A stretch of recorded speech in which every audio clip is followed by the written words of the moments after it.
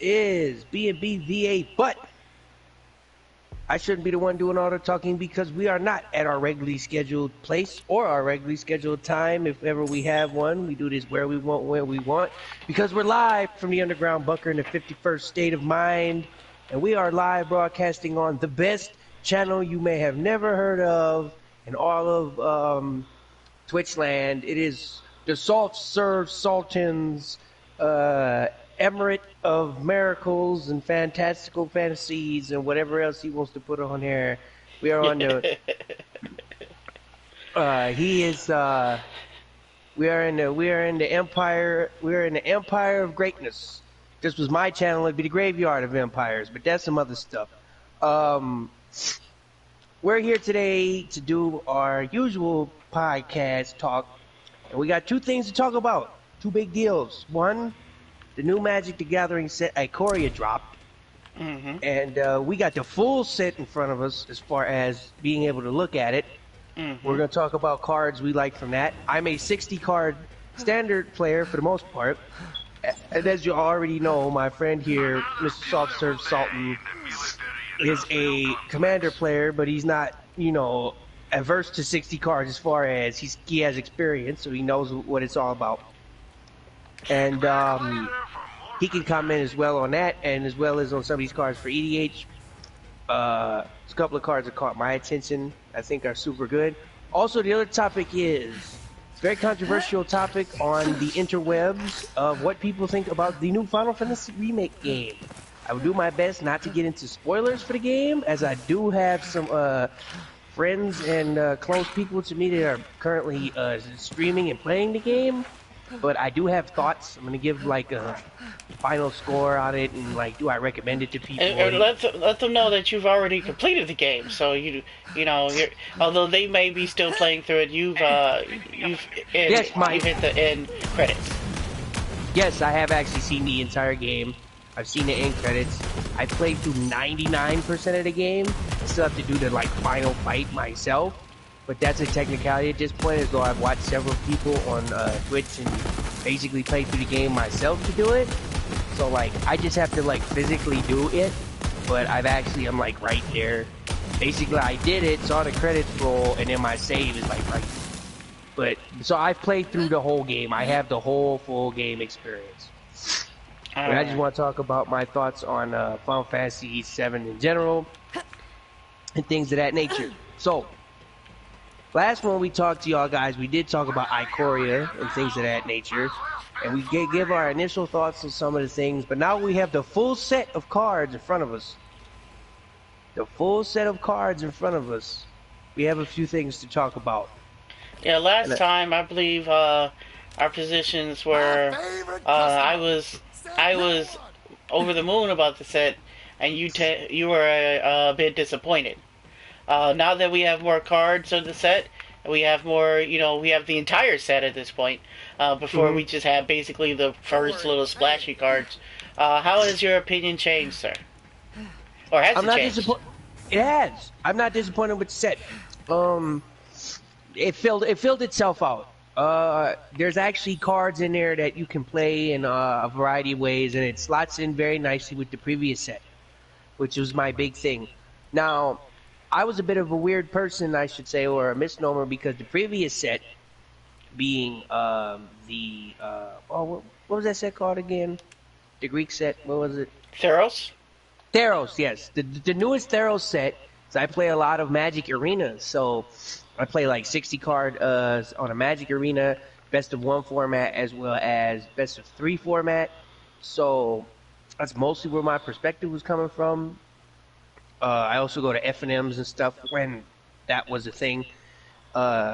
Given this current situation the world finds itself in, I haven't been going as much. But so there's actually a lot of cards. It actually reminds me, and I'll say this: it reminds me of the Shards of Alara block. Those sets. It reminds me a lot of that, and that's a good thing. There's just good cards in the set.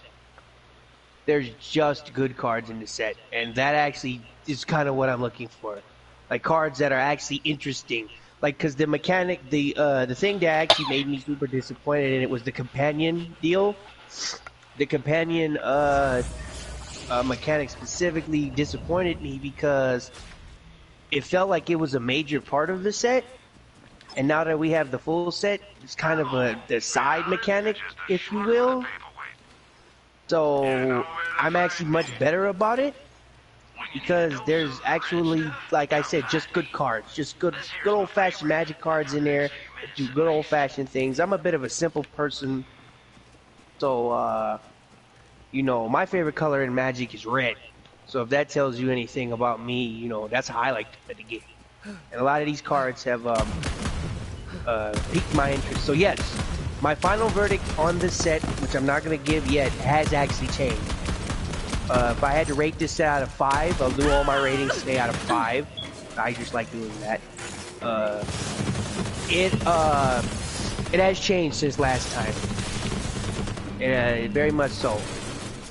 What about you, sir? Has your view lessened or changed or anything at all? So I do have a more, although I did have a pretty good view of it before. I will say, it has not dwindled.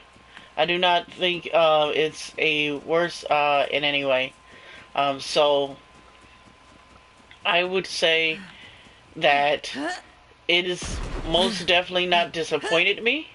I like the cycles that I'm seeing in the set. There's several big cycles. We did see all of the big monster cycle the last time. They've now added a ultimatum cycle, which is straight out of the shards. Where I think a lot of people are getting the idea that the shards, this reminds them of shards. I can understand that. The ultimatums were a thing in shards. Also, the big, signature monster is a big thing as well. I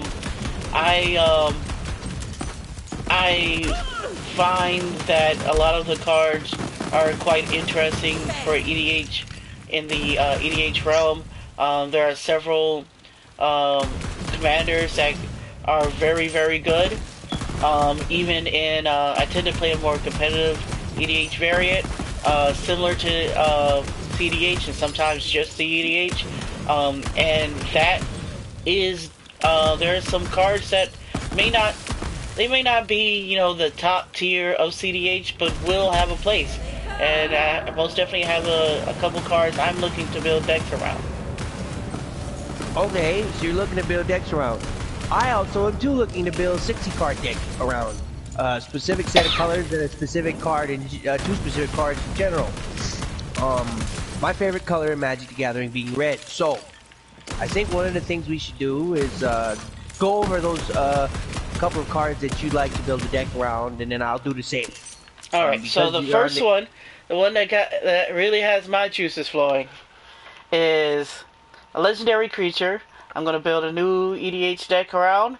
It is going to be I'm going to try to make it as competitive as possible because I think it has that type of pedigree. And this is, I might mispronounce her name, Rely the Everwise. So, Rely the Everwise costs 1 red, 1 blue, and 1. Is a legendary creature, human wizard, and this is a 0/3. Rely the Everwise gets +1/+0 for each instant and sorcery card in your graveyard. Whenever you discard one or more cards for the first time each turn, draw that many cards. Now, that is when you're looking to build a CEDH deck. You need your general to have one of three, well, needs to have as many of these 3 properties as possible. Usually, you want to have 2 of these 3, if not all 3. So, the first property is it has to be mana efficient. The second property is it has to generate you an inordinate amount of advantage. Or 3, it has to be part of a combo that can win you the game. Now, Rely over here has 2 of these So it has very efficient mana costs, and it generates you an inordinate amount of advantage. Now she does not in of herself have an infinite combo of which she can slot into, which is fine because she actually has access to several infinite combos that she can work with. One, she can work with Storm, which is a particular favorite variant of mine. The second thing, Storm players, yikes. yeah, I'm a Storm player. I mean, Yeah, you're fine. Which means I'm playing this game way too hard to win a match. I'm doing way too much. I could be doing way less to win the same match. But anyway, there's Storm. There's classic Curiosity combo, which, for those of you who do not know, involves a creature that either draws or discards cards. A creature that involves dealing damage when you either draw or discard, and then a curiosity effect, as in curiosity, but there are several others that do that, exactly two others. And it's known for using Niv Mizzet, but also the Buccaneer, and one of the new cards from the new set can actually use this, which is Brawlin, which is as a partner commander with the Sky Shark. Also has a similar effect that you can use for CDH. And he's probably going to be the more popular for that strategy for Curiosity, but she most definitely can play all the cards that usually are used for the Curiosity combo. So the reason why I think she's a very good fit is, one, the ability is extremely strong. As I said, considering when you have cards like Faithless Looting, Burning Inquiry, and just cards that, there's a bunch of cards that in, EDH and CEDH people are already kind of playing, that you don't even have to, get very specialty specific cards like Frantic Search. And this plays very well with. Also, considering it's the low mana cost, means that it's not going to tax you a lot to get that advantage. And it's pretty reliable. So that is the first card that I am most definitely interested in working into my game. Why don't you give me a card, sir? Alright, so there's a card. Now, I'm gonna make an addendum to what you said, and I'm gonna do this for myself as well. Being that my esteemed colleague here is a C, keep in mind C as a competitive EDH player, which means he is a commander player at the most competitive level. No expense will be spared, and as of this recording right now at this date, this is the 18th day of the 4th month of 2020. The website Magic MTG Goldfish has Miss Riel. I call it Riel, Riel or whatever. The Everwise currently has in paper $18.86 for this mythic rare creature card from his ikoria. Now, the reason I do that is I'm I'm a budget player, which means I don't like to spend lots of money on cards. Not to say that there's anything wrong with that. You do what you want, but also my friend here only has to buy one of this card, Right. and he can build the entire deck. So he could easily do that. Now, being in 60, you have to spend 4 of every card. Now, there's 2 cards in general, and they both go in the same deck that I would like to build a deck around. Now, the first card is an enchantment. It costs 1 red, white, and blue. It's called Whirlwind of Thoughts. Whenever you cast a non-creature spell, draw a card. Now, I'm sure if my friend here could put that into his real deck, he would, but there's white in that cost. Yeah. Now, that card will probably see play in a lot of other decks. I tend to be a spell slinger, so it'll probably see play in several other decks I play. Now, while I would call my uh, myself not a Timmy, and very much not so a Johnny. Johnny Combo player. I'm more of a Timmy. This card piques my interest because of the next card that I'd like to build this deck around. I can play burn spells. Red is my favorite color. This allows me to not only draw a card every time I play a burn spell, but also allows me to draw a card every time I play any just spell in general. So I think this card could very much complement the next card that is actually the thing that inspired me to build the deck, which is kind of funny. Being that Whirlwind of Thought, also my friends cost $2.49. So if you get that $2.50, like South Park likes to say, if $2.50, that's 2, 4, 6, 8. You know what I'm saying? That's $10. Now the next card is even cheaper, and what inspired me to build a deck is the card Inspired Ultimatum. That card is actually $1.19 in paper. Now, I would say out of all the ultimatums, I think that's the one that is the most underrated. I think a lot of people think that ultimatum is way worse than it is.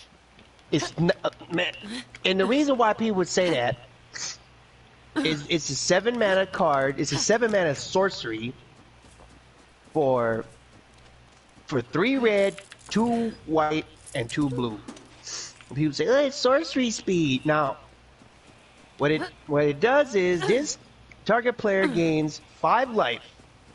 Inspired Ultimatum deals 5 damage to any target. That last bit of phrase I said, any, that's what made me want to even play this card. That means I can hit you upside the head with it, and you draw 5 cards. Now, that by itself, in a game of 60-card Magic the Gathering, can be enough life to put you back, to stabilize you, enough damage to defeat your opponent, being at this 1/4 of their life total, and enough cards drawn to give you card advantage. Not to mention, there are a variety of creatures and varieties of other things that can benefit off of you drawing cards. In 60. Now, there's a litany of red, white, and blue cards you could put. I may do a YouTube video about if I'm able to get a hold of a couple of these. I'll do a deck check on it, like actually show you the deck I have in mind. But there's a lot for me to mention offhand, and I haven't actually created the deck, but I am inspired to do so. The reason that people would tell you, the reason people would say, "Oh, that sucks because it costs 7 mana." Keep in mind, by the time you get to, if you're playing a control deck that's using red, white, and blue, by the time you get to 7 mana, they will probably be mostly dead. Your opponent, and in EDH, this is a no-brainer. Like, I could easily see somebody paying 7 mana in EDH in these specific colors to draw 5 cards. Just to do that. Let alone gaining the 5 life and dealing the 5 damage. Like, if it was just pay 7 mana, gain 5 life, draw 5 cards, I'm sure in Commander people would do that by itself. Now, white is a bit of a annoyance for most of these cards, but I actually don't think it is. Because if you give the last set,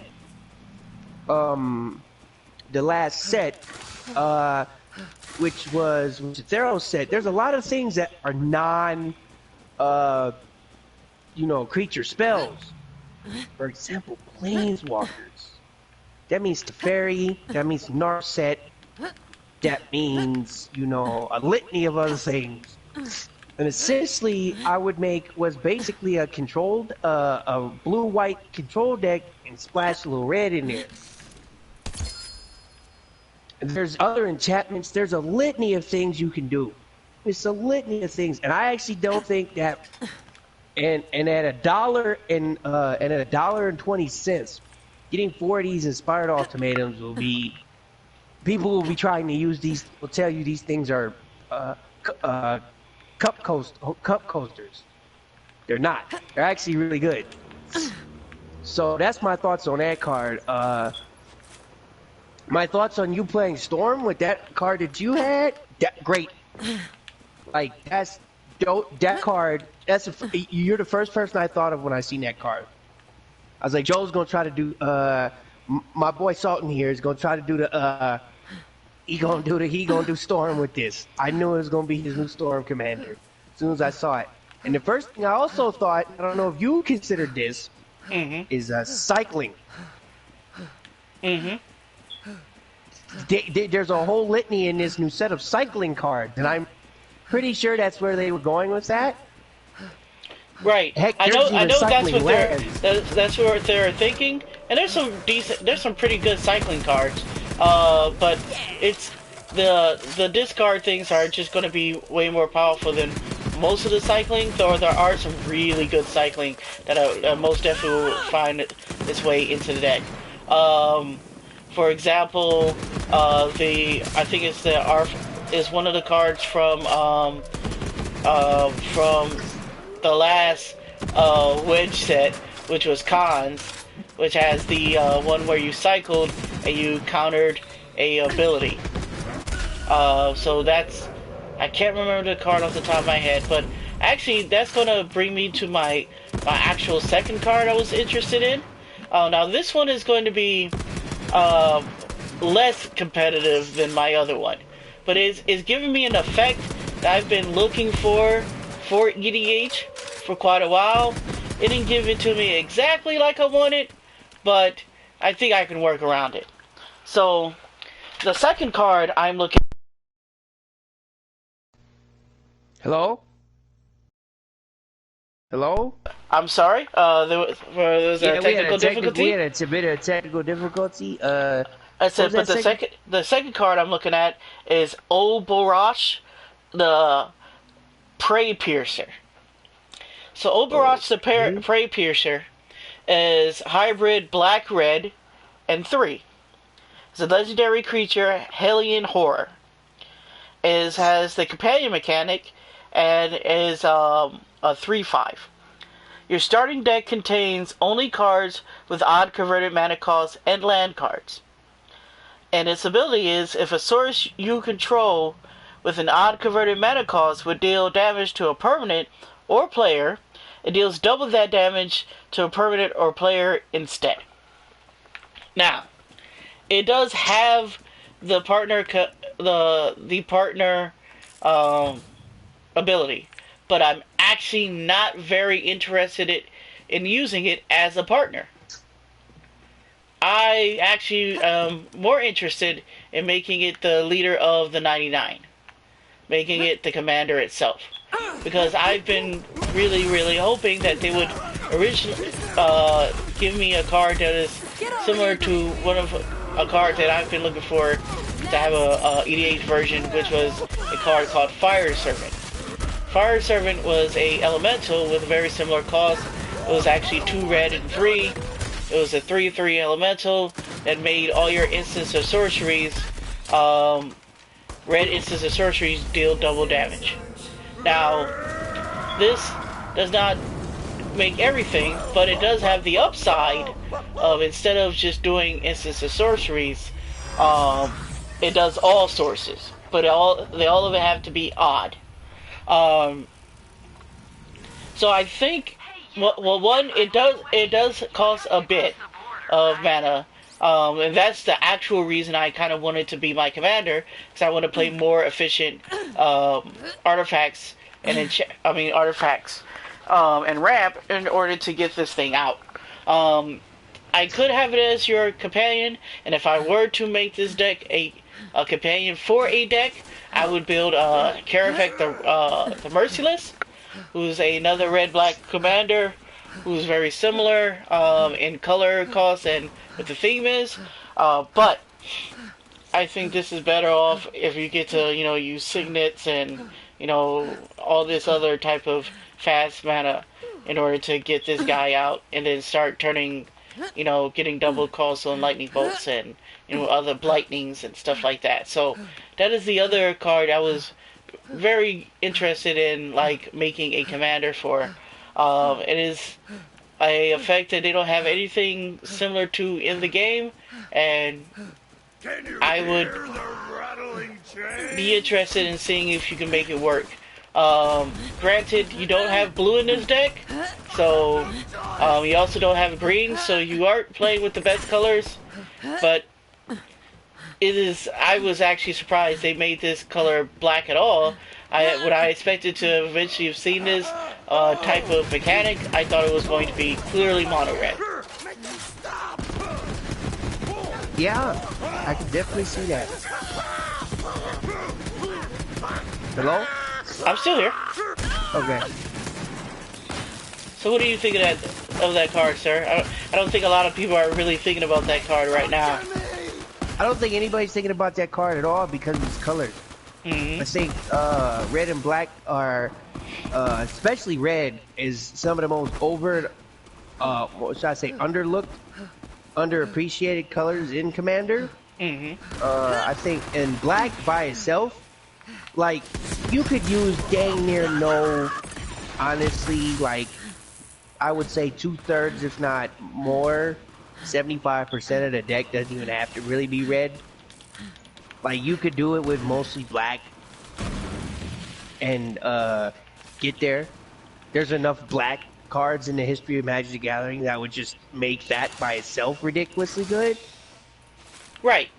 Like, you could do, like, if you wanted to do, like, X spells and just make sure that when you cast the X, you always, you know, cast it for, make it so there's converted mana cost, and do something like, Toward a Hellfire, or, you know, or, like, Drain effects and stuff like that. Yeah. Banefire, but you're talking about just straight black. But red is it, but yeah, if you're doing Banefire, you can most definitely do stuff like that. Well, yeah, Banefire costs 1, also, by the way. Banefire's converted mana cost is technically 1, because X is technically 0 once the card is either in your hand or on the field. Right, but when you're casting the spell, you do have to take into account, when you're casting the spell and you put that X on it, it does change the converted mana cost when it's actually being played. Yes, while it's on the stack, it is the converted mana cost of the X plus the thing. Yes, that is how that works. So you would have to cast it for a odd amount. An odd amount, but all I was just reiterating is that Banefire also costs 1, so it is an odd number. So it also fits the criteria. Well, that's if you're trying to make it your partner. Like I said, I'm not really interested in making it my partner because I want to play shit like Mind Stone and, you know, other baubles and stuff like that to make it come out quicker. Because I'm like, although you will get the most bang for your buck for getting all these for getting odd costs, I think, and you could do it. I think I'm just more interested in just playing it as a good card. Yeah, no, that's not no, that'd be great. That'd be great. I actually like one of the ones I actually like, and there's a cat EDH card. There's actually like Kahira. Kahira, the Orphan Guard. It's a really cool card. It's a companion. It says each creature in your deck needs, in your starting deck needs, is a cat, elemental, nightmare, dinosaur, or beast. And as vigilance, it says each other creature you control that's a cat, elemental, nightmare, dinosaur, or beast gets +1/+1. It has vigilance. Is a 3-cost creature that's also green and white. And there's already a cat EDH deck running around out there that's really good. So you could easily do that. Make sure every creature is one of those. I mean, or just a cat in general. So that would be really fun. But that's one I like. But the companion, if I was to make an EDH deck, the companion creature that I would try to do is Jagansa the Wellspring. I totally butchered that. Oh, that guy. Now that's our friend Mike Giles has a deck that he's going to put that into. So that is a very, very strong commander.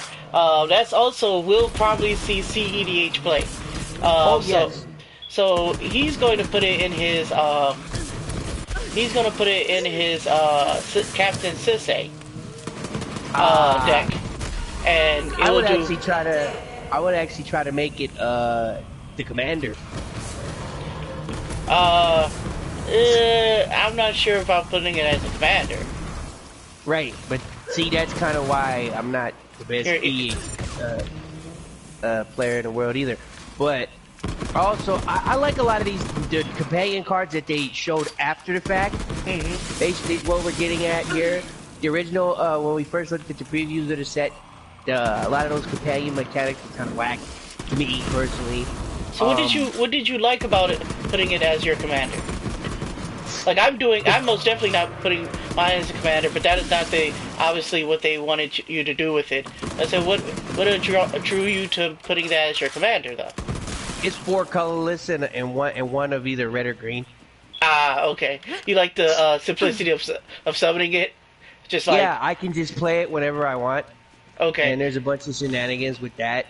Now I know you're a fan of some old school 5-color like Sunburst stuff.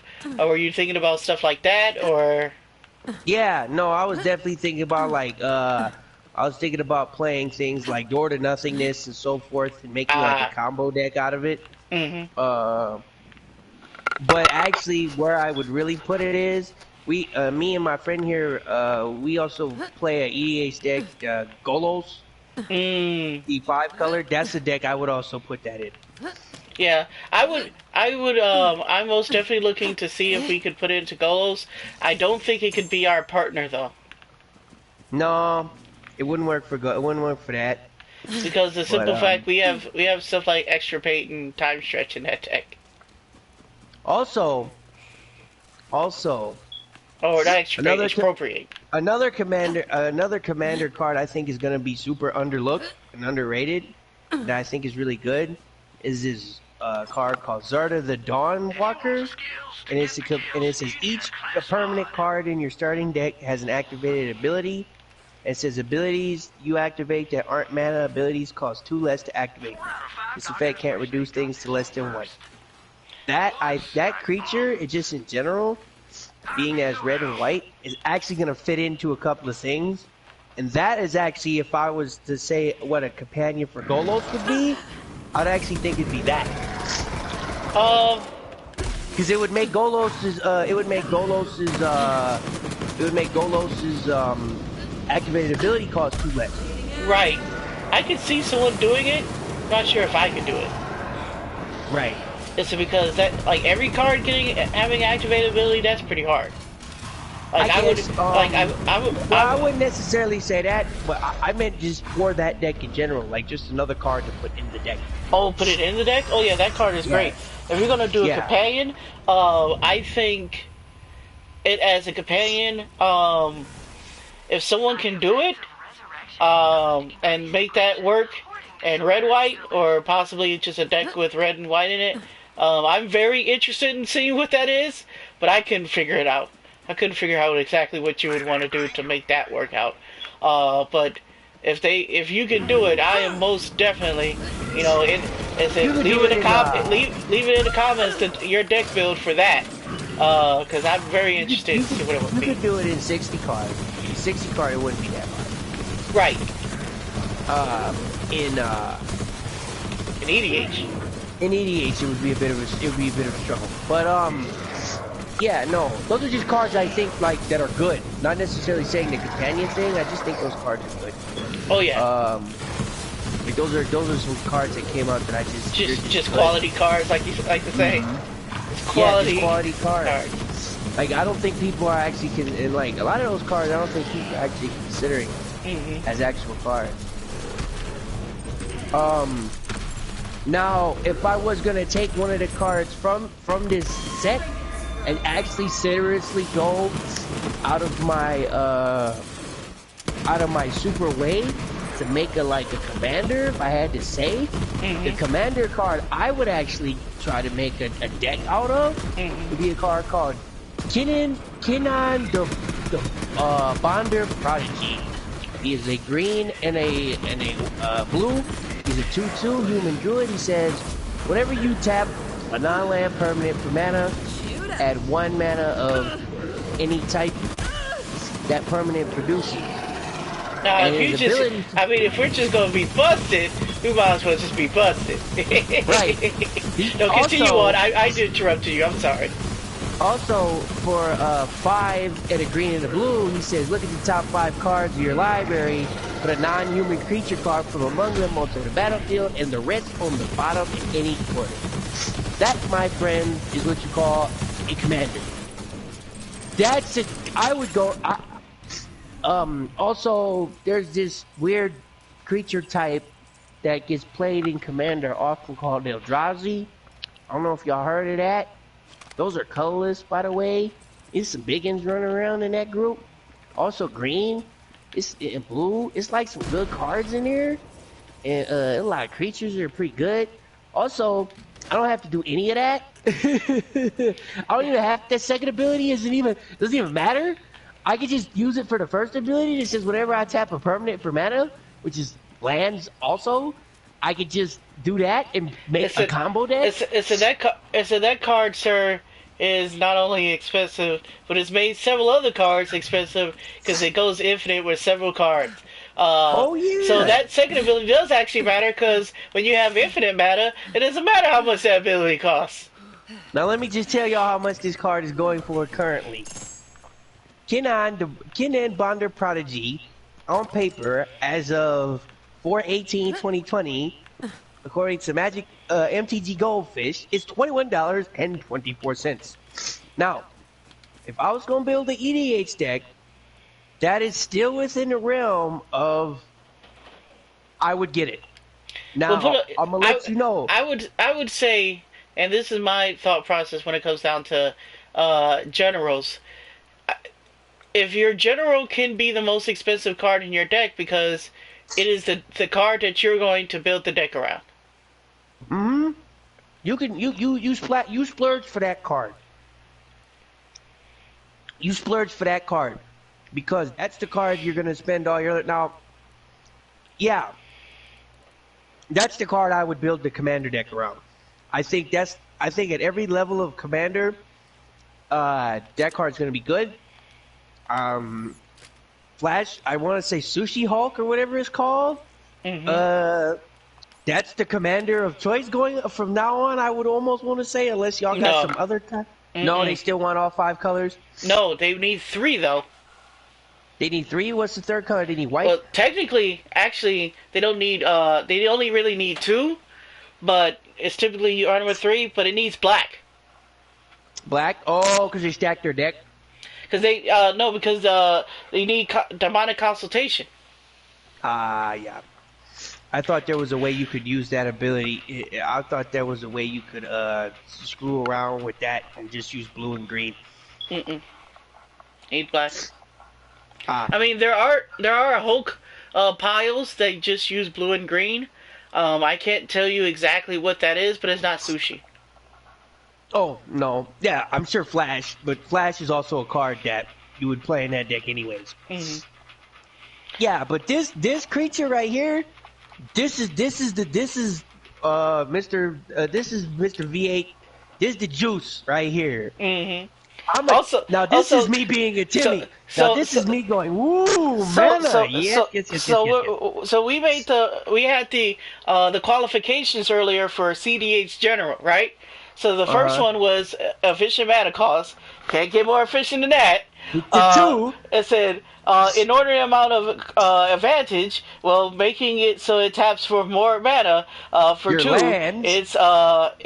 is most definitely inordinate. And part of an infinite combo. Well, with infinite mana, you can just put every single creature from your deck into play. That's not a human. I think we have ding ding ding chicken dinner. We have a winner. Yep, winner chicken dinner. The postman always rings twice. Basically is what we saying here, because that's my nickname for Kenan here, the postman, because he said it, because this druid over here is sending a message. Also, you know what else is funny? If you want to be a jerk, there's a druid out there, tap 7 druids. think is it 7 druids? I And don't, it we, steals all your opponent's lands? we don't talk about that card. Oh, I think we need to talk about that card. We don't talk about that card in this house.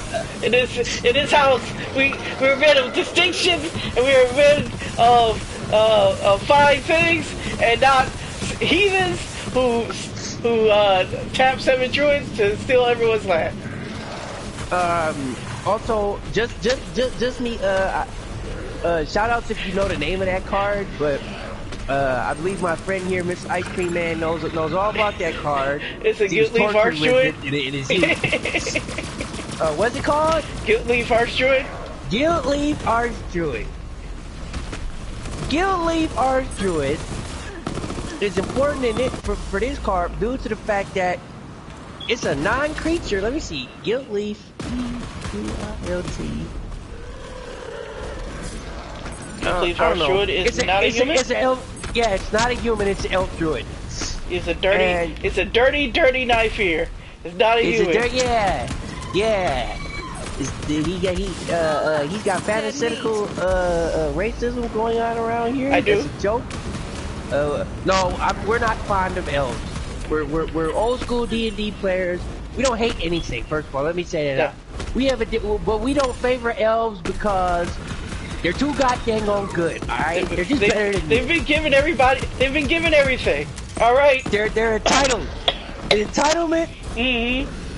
Without consequence. Mm-hmm. Leads to power without responsibility, which leads to corruption. If you watch, they're like, oh well, the elves in the Tolkien universe, you know, they're so good. It's if you read those books, you also realize the elves are the reason why the entire world is having those issues. Oh yeah. But to kind of bring it home here with that is this creature is also a druid.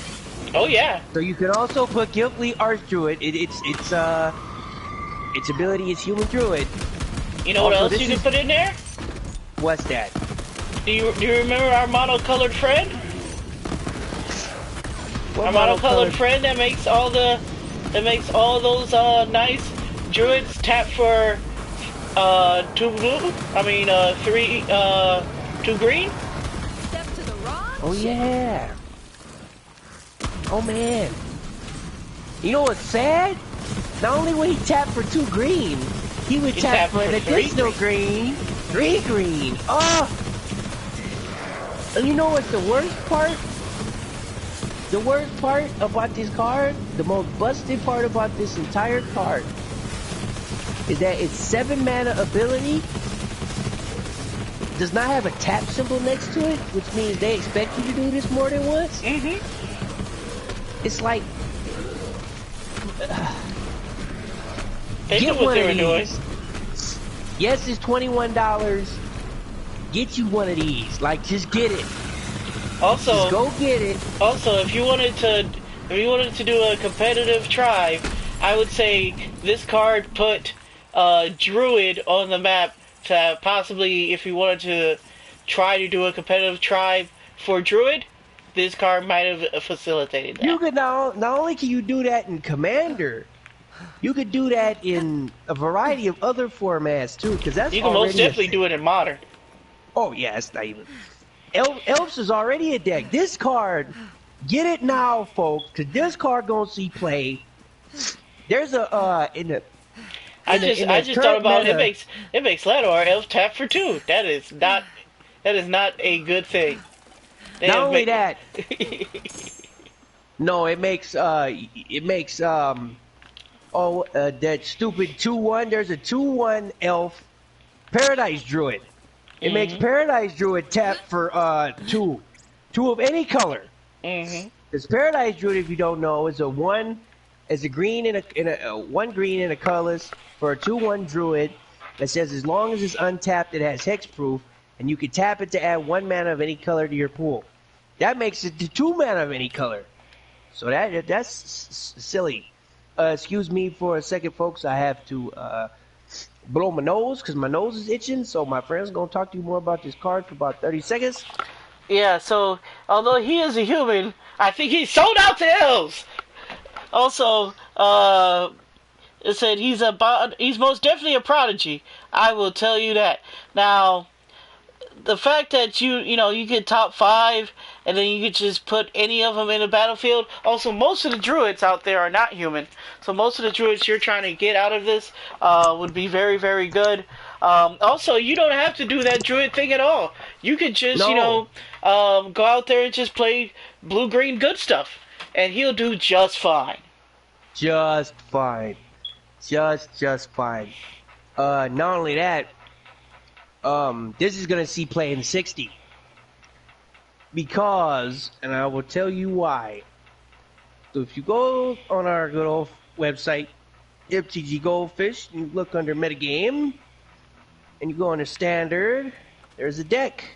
Mm-hmm. The #1 standard deck. We're at the top of the list. It says it's 22.83% of the meta is called Bant Mid-Ramp. Yeah. Good old Bant Mid-Ramp, which plays 4 Teferi of the 3 costs, and 3 Nissas. Nissa says whenever Nissa Shaker of Worlds, which also gives you an additional green whenever you tap for mana. Plays Hydroid Crassius, which needs no introduction. It plays Eero Titan of Nature's Wrath, Dream Trawler, and it's basically a ramp deck. You're gonna see, this card slot right in at 2. I think there's gonna be 2 of those played right in this deck. It's got, Nissa, Tameo, Teferi. I think the Tameos actually may or may not come out of, like, 3 Elspeth Conquers Death, 4 Breeding Pool. I mean, this deck is ridiculous. It's blowing everybody up. It's a really good deck. It only got better with this card. This is our, are we gonna say this is our favorite? This our favorite card. This is our must-have. Get it now. Get it while it's hot card of the set. This guy right here. I would probably say that this card is possibly, if there's a card that they regret making later on in the game, it's this.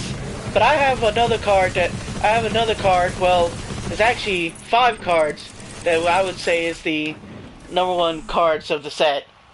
And considering your proclivities, I'm surprised you weren't the one to bring it up.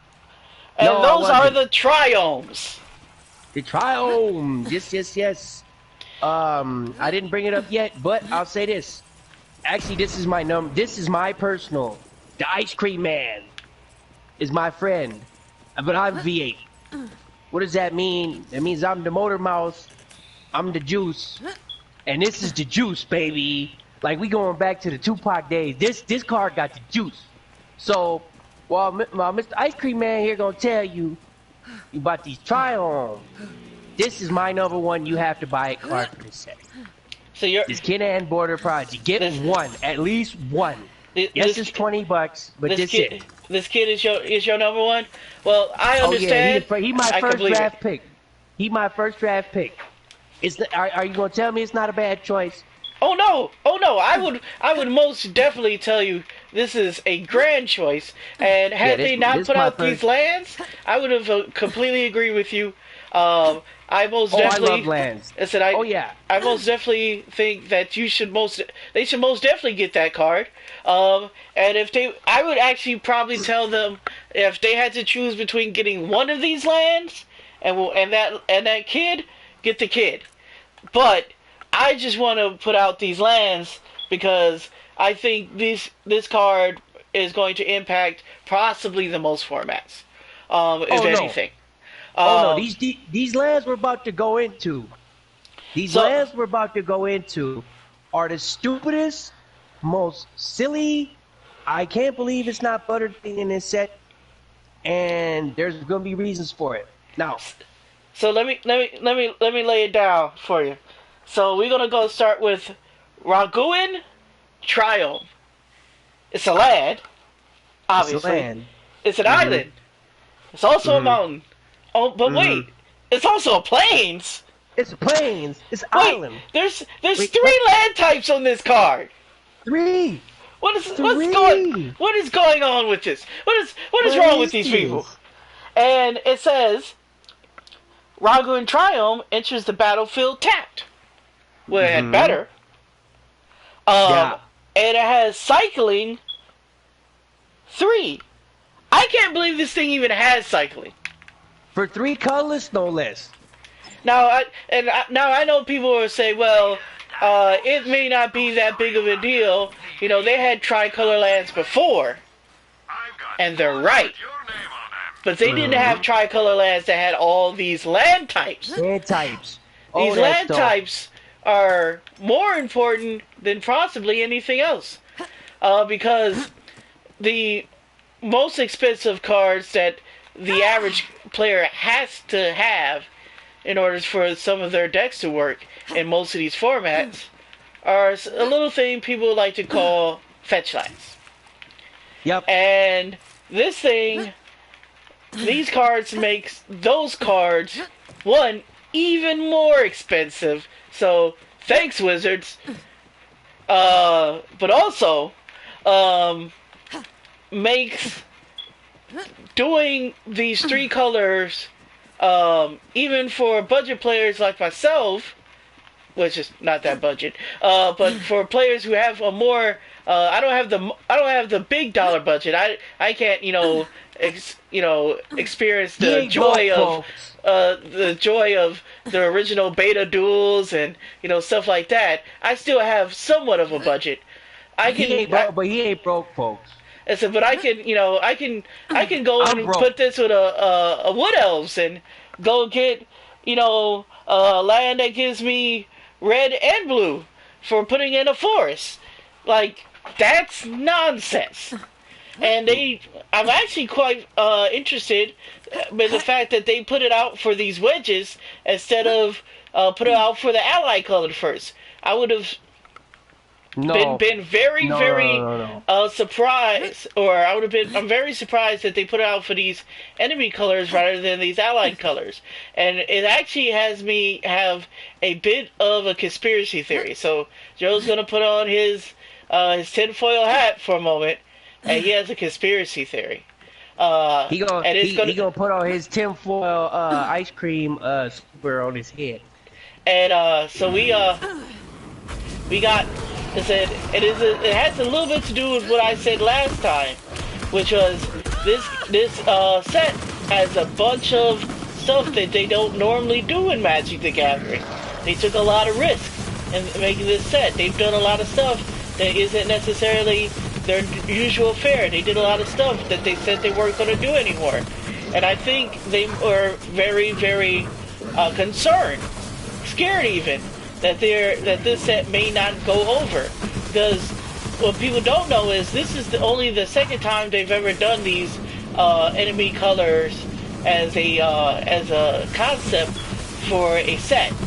So then the set also has a bunch of high cost stuff, and it could possibly flop with a lot of people. Even my friend here wasn't completely satisfied when he first saw the set. So no. I think when Magic the Gathering is unsure of what they want to do, or unsure whether or not a set is going to go, and they need this thing to go, they put in these specialty fancy lands. And the reason I say this is it isn't without precedent. I've been following Magic the Gathering, and not only it as a game, but also the creators. I read and watch Mark Rosewater and other developers in the game, and after the fact, what they say about these sets. And they've done something similar to this twice before. The first time they did it was with Zendikar.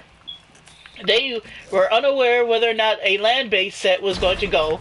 Now, granted, it may sound silly to us now to think that a land-based set wouldn't, just fly off the shelf. But they weren't that confident in that concept. So they wanted to hedge their bets, and that's why they had all this, expensive land in that set.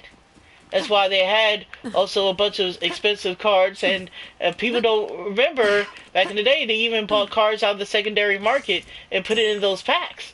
And the second time they did something like this was the last time they did the try set again, and they did fetch lands. They did the first time they did enemy colored fetch lands were in that set. So I have a sneaky suspicion that they weren't necessarily sure whether or not this set was going to go, and they put these lands in there as a way to make sure that this set sold. Okay. Now, that's cool. I mean, yeah, no, you're right. You're absolutely correct, and I agree with you 110%. You know what I'm saying? I agree with you 100%. 110%. Now, I think the set is actually good, so they didn't have to do that, but I think that's the reason why they exist in the set. no. I'm a landophile. Old file. What does that mean? I collect rare lands. My favorite card. Now, the reason, Miss Ice Cream Man, it's like, I'm surprised you didn't bring these up right away. Because, as a landophile and a person, well, I like these cards. I do. Mm-hmm. But, as a person who's a fine connoisseur of luxury cardboard squares, mm-hmm. I also have a good memory. Okay. And we've had something like this before.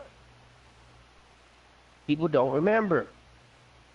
Before you go out of your way and go on the hype train and go, oh my God, 3 land types. Oh my God. Now, my friend didn't do that. He did not do that. He was just like, oh wow, that's neat. That's gonna really do a lot of things in a lot of formats. He's not wrong.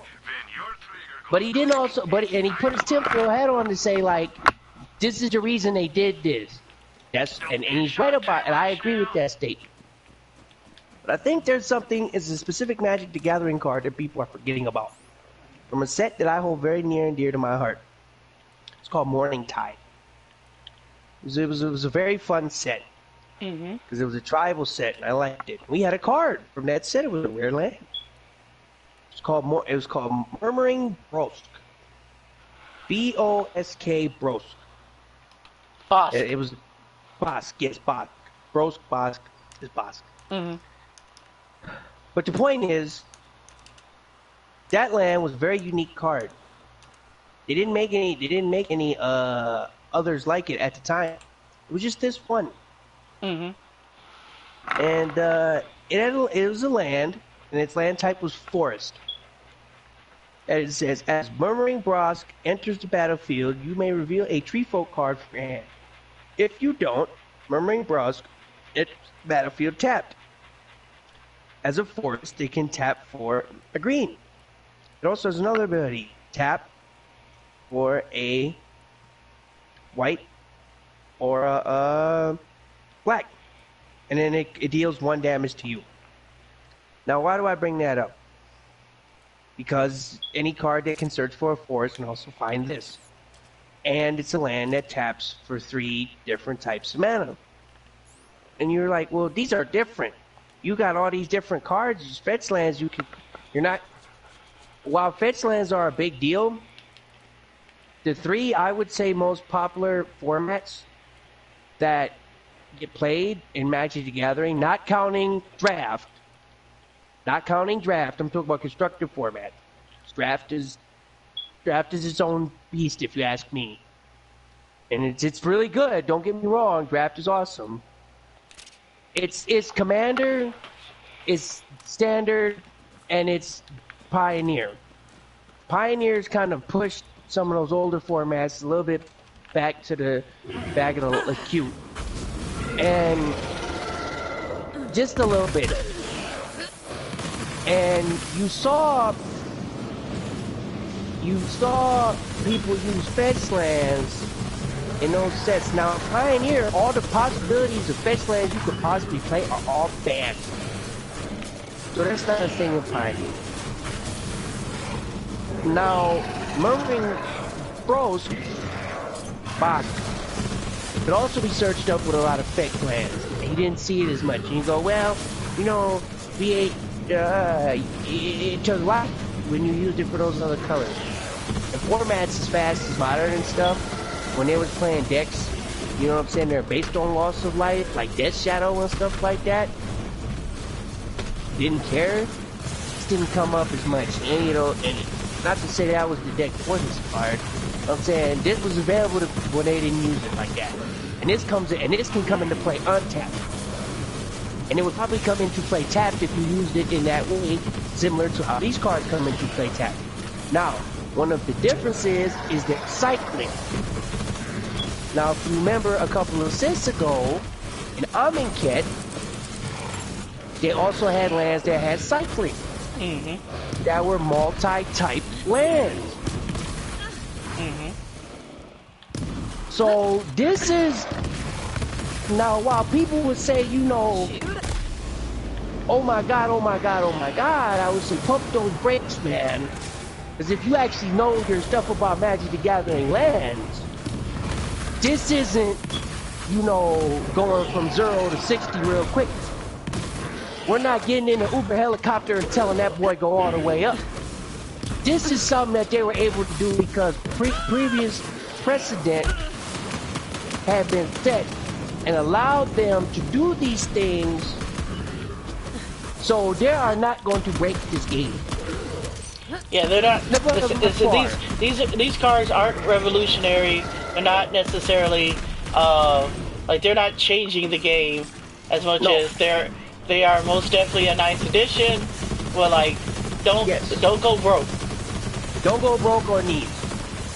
Your you know, your breeding pools and your temple gardens are still going to be worth, your shock lands, those are still going to be worth money. Right now, those cards are sitting at $20 plus. The two I just mentioned, breeding pool and temple garden. You're going to want those. You're still going to want to have your collections of those. All right. Those also, I think the one deck, and it might facilitate a couple more of these decks coming into play, is amulet decks. Yes. Now, explain to folks what that is for they don't know. Okay, so amulet decks involve the card Amulet of Vigor. And Amulet of Vigor is a card that is very, very prominent in Modern, and it is also very prominent in Legacy and Vintage. It's not so big prominent in EDH, but that's because it's kind of niche in order for it to be prominent in that format. Anyway, you see it every once in a while. So it's an artifact that costs 1, and its effect is whenever the permanent enters the battlefield tapped and under your control, untap it. Now, you get things like Amulet Titan and a bunch of other amulet decks that may come out of this because 3 colors are just going to add more consistency to certain decks and make consistency in situations that they may not have before. It might even be a 5-color amulet deck out here, and that's what's, I think, is probably for a competitive constructed environment outside of CEDH. CEDH, these you're going to see tons of these. You're going to see these all over the place. But you see dual lands in CEDH all over the place. So that's par for the course. But besides that little niche of a format, I think that's where you're going to see the most of it. It's probably Modern. This is a bigger throw to Modern than pretty much any other format, possibly Standard. I would think you'll most definitely see these as Standard, but it's not super out of them. Right. Now in Modern they still gonna play, you know, the shock lands, because when you shock those in, you can still pay 2 and get those untapped to have that mana right away anyway. Right, if you don't have your amulet. So you're still going, if you don't have your amulet. Or just in decks who don't even play the amulet at all. Mm-hmm. They might use their underground C, or their underground, their black blue Shockland or Fetch Land to get the blue green Fetch land, Shockland and untap that and pay 3 mana and just tap their blue right from there. Also, you still have, you know, the tap tri lands. You know what I'm saying? Your Arcane Sanctum, your Seaside Citadel, your Jungle Shrine, your Crumbling Necropolis, Savage Lands, Frontier Bivouac, and so on.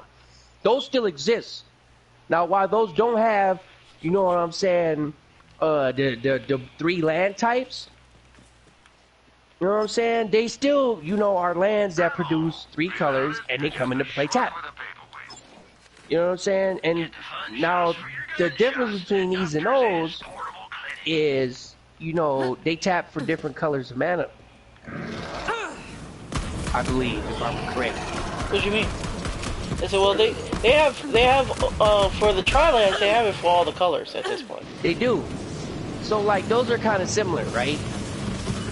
And these are rare lands. So, like, what makes these lands attractive at all?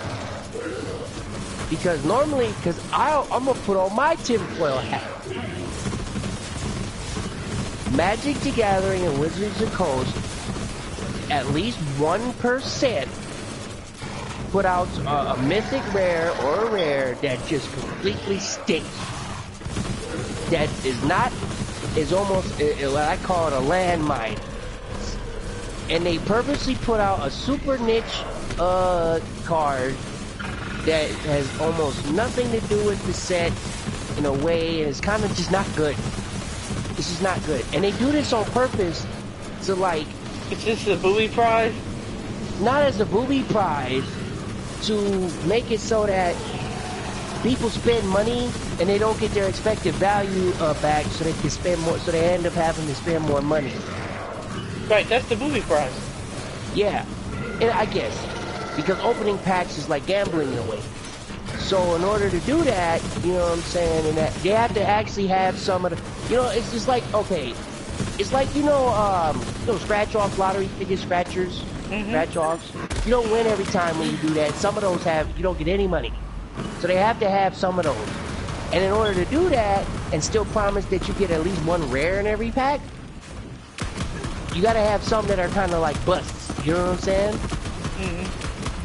So that's my tinfoil hat theory on that. So I'm not saying that these lands are that, but what makes these lands actually playable and is super actually exciting is the cycling. That's what sets these apart. That's what actually allows these cards, in my personal opinion, versus a Frontier Bivouac and things of that nature, to actually be playable. And especially playable in Commander.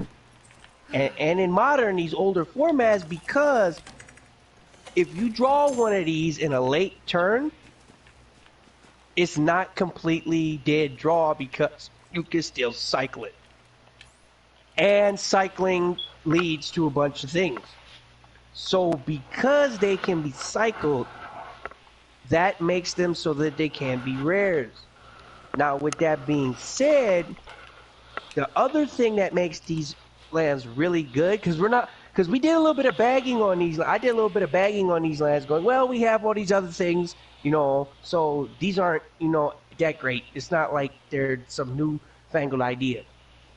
The other thing that makes these lands great, though, is they're not those cards. While I said because those cards exist and there's budget options, these cards also exist. So in Commander, you could have more than one of a thing. Plus, these wedges may fit some colors that you don't already have. Now, another cool thing about these is I think because of those facts, these may not be over the hill expensive. Standard may dry these up, but I actually don't see these getting as much standard play as you may think. Unfortunately, sir, I have to tell you, sad news. These cards are quite expensive. They're already OD expensive. Well, how much would you say you expect these cards to be? Less than $20? If your expectation, well, I'm going to go to try. TCG player. Um, Yeah, let me look and up one of these. they're actually. Let me look up I originally looked at the price on Star City Games, and perhaps they inflated it. These are actually kind of reasonable. Actually, I take that back. They're around $10. That's actually what I expect. I originally Okay, looked at $10. these. Yeah, I originally looked at them on Star City Games, and they were going for 25, 30. Now they're going for 10 on TCG Player, so much more reasonable. Okay, I'm looking at Ziggurat Trial, Zygoth Trial, right? I'm looking at it on MTG Goldfish. MTG Goldfish currently has it at $9.62. So that's kind of That's reasonable. for being new. Well, That's reasonable for lands. reasonable in yes, for rare lands out of a brand new set, that's reasonable. Right. But if you look, I expect these cards to decline in value over time. That's my point. No, these will increase into over time. I don't know. We'll see. We'll have to see. We'll have to see. I said I think they're gonna round out. And now this is my opinion. I could be wrong, and my friend probably disagrees with me wholeheartedly, and that's fair. I think these cards will end up somewhere around $6 to $7. No. Yes. No. They're currently at $9 now. Now you could believe me that I don't think they're gonna go the way of, like, you know what I'm saying, reading pool. I don't think it's gonna go the way. I personally don't. I can see these things getting around, you know, I think maybe like, yeah, between like $6 and $8. That's why I see these things ending up at. No. Sir, now granted, I said, how far along are you thinking? I'm talking about years from now. Years from now. Okay, years from now, I expect these to be $20 cards. I mean, you could say that. I mean, they just recently reprinted Reading Pool, and that's like a $20 card. So, I mean, Standard, I mean, I don't think they're going to see as much play as Standard as people think. I mean, you might see them. You may. I'm not thinking about Standard. I know, but Standard usually tends to drive up prices on cards while cards are in Standard. Right, while they're in Standard, but what I'm saying is, like, I remember when Horizon Canopy was a $2 rare. It's true. And you're right. I'm not sure. I don't think they're going to be printing these cards very often. And the main reason I know they're not is because they have a proper name on it. That's fair. I mean, that's a fair speculation. And I'm going to look at Horizon Canopy, which is a card that they did recently reprint. Right. That's fair. I mean, Horizon Canopy is, for the new printing, for Iconic Masters, is $22, and the original printing is $40. And if you get the Zendikar Expedition, is $80. So that's not, that last one isn't fair. Well, I mean, it's fair because it's on the price scale. But we're gonna give the people all the information. Okay, for information's sake, yes. But the reason I say it's not fair though is because, I mean, anything that was like one of those type of cards, those expeditions or the masterpieces or all of that, are gonna be obscenely priced anyway. Right, but it's all the information. We can't keep things out. Right. Also, for the simple fact that they were even chosen, this card was. Remember, Horizon Canopy doesn't. There is no other cards like it. Like they made these. They made this card. It was a one of. Right. When they originally made this. So like. Right. So like this is the fact that they even reprinted a one of to be a expedition is a thing. Right, but they also gave Ornithopter that similar treatment in a different set. Right, but we're not talking about inventions. We're talking about these expeditions. Uh, and they made a bunch of weird decisions there. They didn't make those kind of weird decisions for these expeditions. And like, there's no card that you can. I doubt that you can find an expedition out there for under $20. Right, that's my point, though. You can probably find a masterpiece for under $20 though. Let's find out. Let me see if I can spell one after real quick. I'm just curious at this point. That might not even be the cheapest of those masterpieces. It might I would not. assume, but it might not be. But my reason to going through all of that is, even at its cheapest, which is the one that they recently printed, which is a market price of $22, is for a land of which I would say has will probably see less play, or is probably more niche, consider it is green white, and it requires you to pay life to get the mana out of it. I think years from now, considering I don't see them reprinting these cards very often. Also, it wasn't like, Horizon Canopy was a mythic in Time Spiral. So considering that, they're probably not going to reprint this card, it has very unique properties, and also because people are thinking too much of it now, I suspect this card, like Horizon Canopy, to be $20 in the future. And Horizon Canopy only got down to that price because the recent one was printed.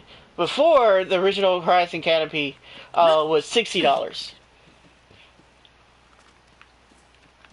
No, that's fair. I mean, yeah, that's fair assessment, but only time will tell, because they either But can you agree to this though? That it will go the way it'll go the way at the extremes. Like they'll either be like $20 expensive, or they'll be they'll be $20 expensive, or they'll be like forgotten kind of thing, or like undervalued at that rate. Yeah, it'll either be expensive or it won't be expensive at all. Like, these could be Horizon Canopy, or it could be River of Tears, which is another unique land they printed out in Time Spiral, which is, although it possibly has better colors, did not catch on as much, though I think it's because it is less, how can I say, it is less, consistent. This Raid of Tears is another unique land that they printed out from that set, but it was kind of inconsistent on whether or not which color you were getting out of that card, which is the reason I think it's less expensive. Right. I'll give you an example. No, the Omni-Kit set that I brought up, the card Fetid Pools, which is an island swamp, it's a land, comes into play tap, it produces blue or black. It has a cycling cost of 2, is $3.22, according to MTG Goldfish. So, with that being said, you know what I'm saying, there's cards, like, that's a very similar card. It's also a rare land. It's $3.22. Oh, and I completely understand. I understand how you can look at that and say, well, these are very similar cards. I completely agree. I actually think those cards are massively undervalued in the fact that they have 2 land types attached to it. I will agree and in they that. have cycling. And they have cycling. Yeah, they have cycling as well. The reason I say is 1 because it's 3. Like, that's it. I understand that. But we'll see if these is Horizon Canopy, or is it Omni-Kit land? Or is it Fetid Pool? Yeah. Is it Horizon Canopy or is it Fetid Pools? Right. We'll see. You think they're going to go the way of Horizon Canopy, I think they're going to end up like Fetid Pool. You know what I'm saying? Which is... And to add one last point to to my little thing, you know what I'm saying? Copycat was more recent of a set, so you know, let me just check one more thing on Gatherer too. Once I check, I want to check if these were in any other set, because I believe this cycle was a reprint.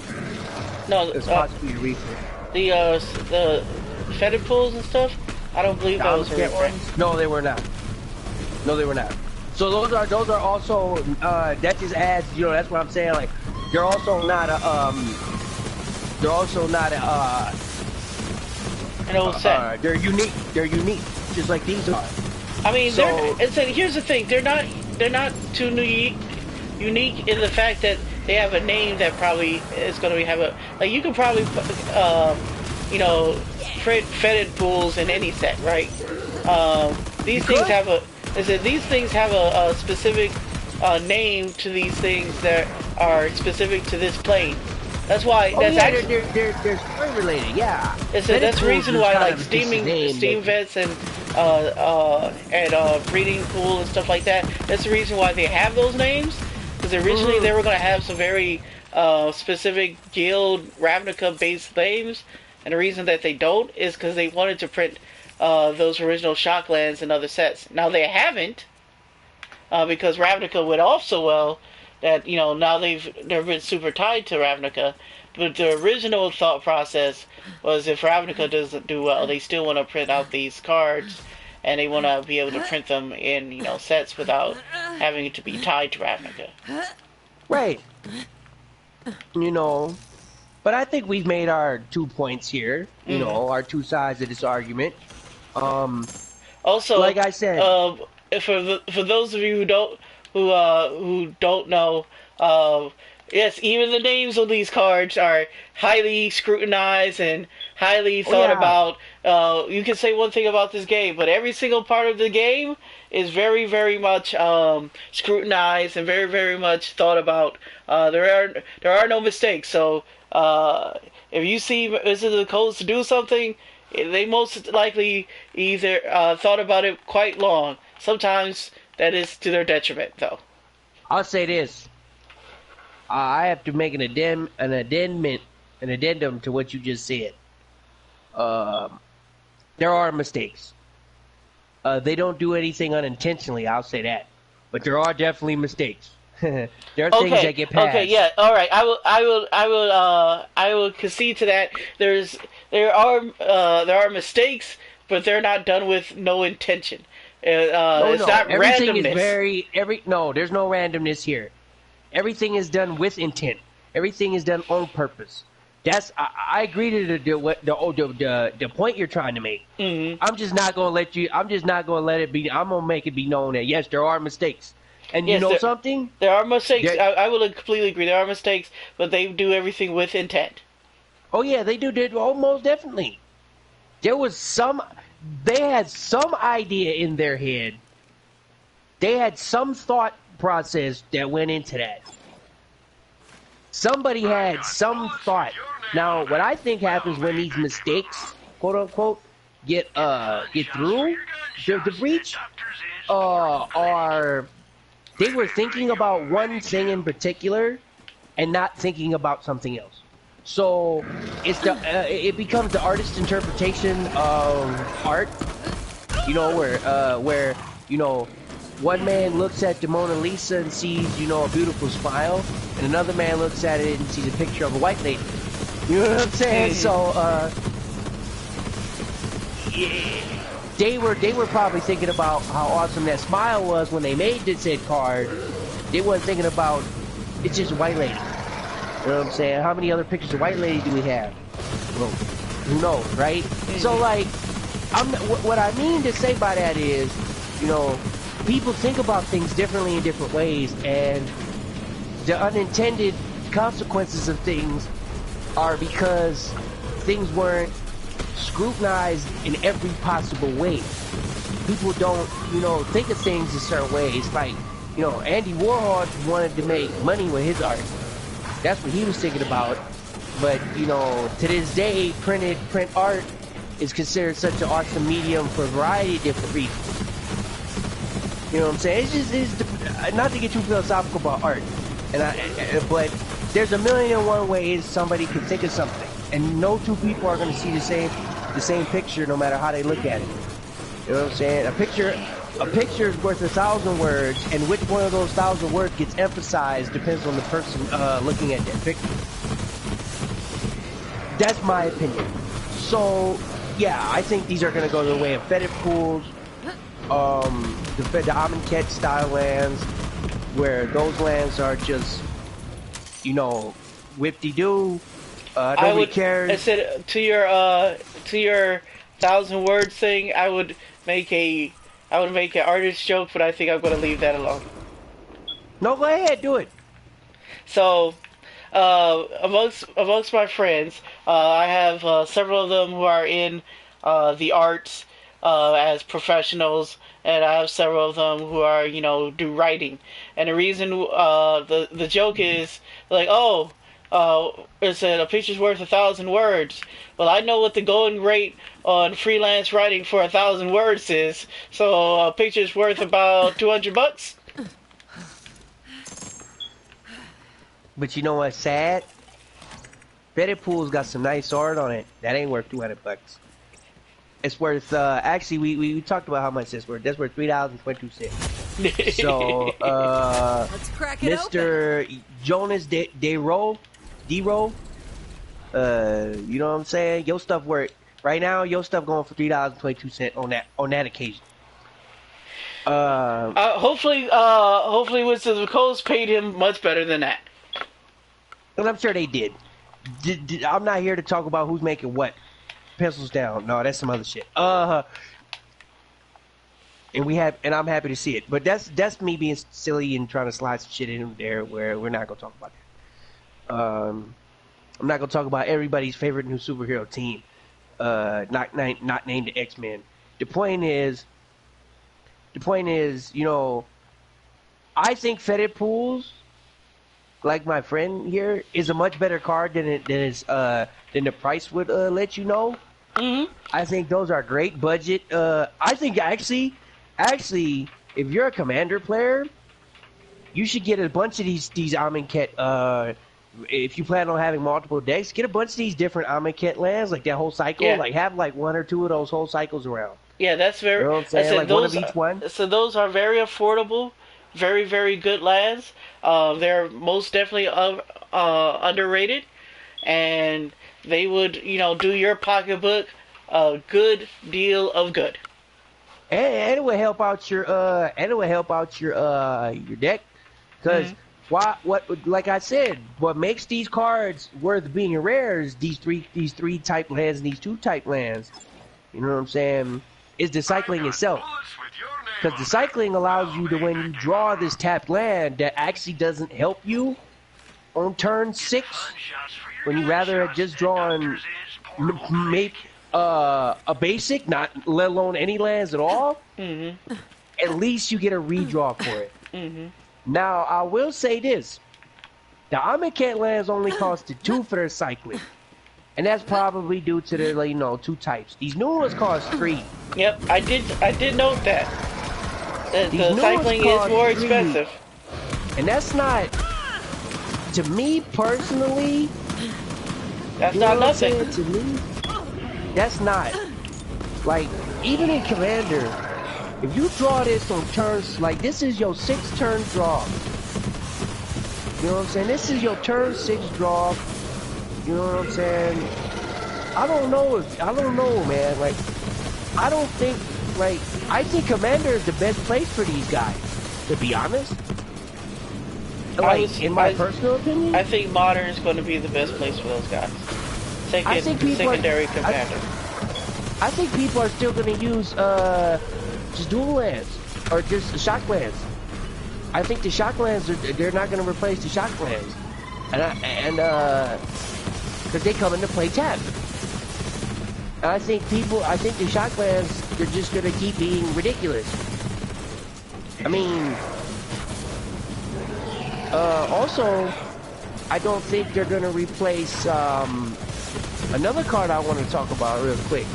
They're getting on my nerves lately, because this card just keeps going up and up and up and up, and the price talk about card prices. Damn card, and it's a land too, just to stay on this land trip.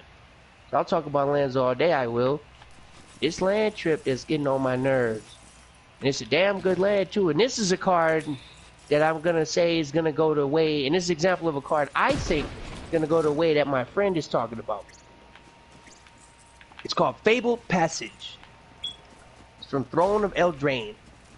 It's a land, it's a rare land that says tap, sacrifice Fabled Passage, search your land for a basic land card, put it into the battlefield tap, and shuffle your library, and if you control 4 or more lands, untap that land. This card is $13.26.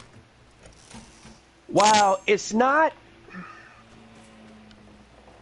a shock land or a fetch, and it's basically just a souped up version of Terramorphic Expanse, I think $13 is a bit ridiculous for this card.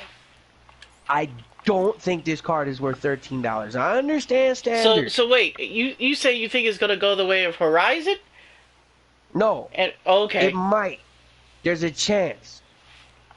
I think it might go the way of this. It has a chance. Not Horizon can't, like, it's gonna, after this card, because this card might not get reprinted, right? Mm-hmm. So I think there's a chance it may. You know what I'm saying? It may. Now it's on a downward trajectory in the price game, and you could say the same thing about those 3-color lands. You know, Magic, MTG Goldfish has their little chart and their little graph, and all these lands are down. Just was talking about, a lot of them are on a downward trajectory. These 3-color lands. Fabled Passages could end up being like more expensive, or I could say this price could hold. You know what I'm saying? I think this card will like always be kind of like $10. Unfortunately, I think Fabled Passage will go the same price as those it might go. It's like you could say it right, but like this is an example of our dueling philosophies on this stuff. Like I think $13 is way too much for this. I do as well. You know what I'm saying? Like $13 is like, I see it leveling out at about between 5 and 10, somewhere like that. Mm-hmm. It could go as low as 4. But I could see that, like, leveling out like that. Mm-hmm. But if you take out, you know, my most... Now, and I'll give you another example. These are recent cards. This is why I'm bringing these up. These cards are in standard right now. And I'm going to give you another example. The new cards that just came out. The newest lands from the previous set, which was Theros Beyond Death. You know, their rare land set was the Temples, and it finished off the Temple thing from M20. And Temple of Plenty, which is not a dual type land, and then when it comes into the battlefield tapped, and you scry one when it comes into play. You know what I'm saying? And they can add a white or a green. It's literally $1, mm-hmm. And that just came out. So those cards. Here's the thing about those Scry Temples. Those Scry Temples were cheap before the new Amonkhet set came out. Oh, you mean Theros, but yes. Yeah, the new Theros set came out. Yeah. They were already cheap. So the fact that they got even cheaper does not surprise me. They are not very popular lands. No, but the reason I bring it up is in that deck that I talked about, that mid-range ramp deck. You know what I'm saying? They play, you know, 3 Temples of Plenty in that deck. So 3 of them are being played in the most popular deck of the format standard currently right now. And as we've established, standard drives the price up for these things. So I would call those lands a financial bust. So if you pull one of those lands in your deck, in your pack, are you necessarily going to be happy about it? Maybe because it's a rare land, and I think they're super good in Commander, but probably not, because you're not going to get any money for them unless you have a deck that uses those. If you're not playing Standard, like if you're a Modern player and you try to get a new pack for some reason because you look for something cool, you're going to be super disappointed you pull that. You know what I'm won't. saying? It's still a card that's twice the price of the pack, even as it's going down now. It's $1. Oh, It's not twice the. I'm talking about the trial ash. I'm talking about the temples. Oh, no, the temples are. You're gonna be Nope. upset if you pull a temple as your rare from that set. Oh yeah, no. That's not what you want to see. You want to see one of these titans. Mm-hmm. You know what I'm saying? You don't want to see none of that. You want to see, you know what I'm saying, Elspeth Conquers Death. You know what I'm saying?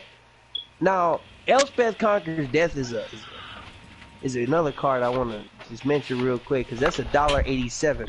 Mm-hmm. And that's a card that that's an investment too, because I can't think of a creature-based white deck. I can't think of too many decks that play white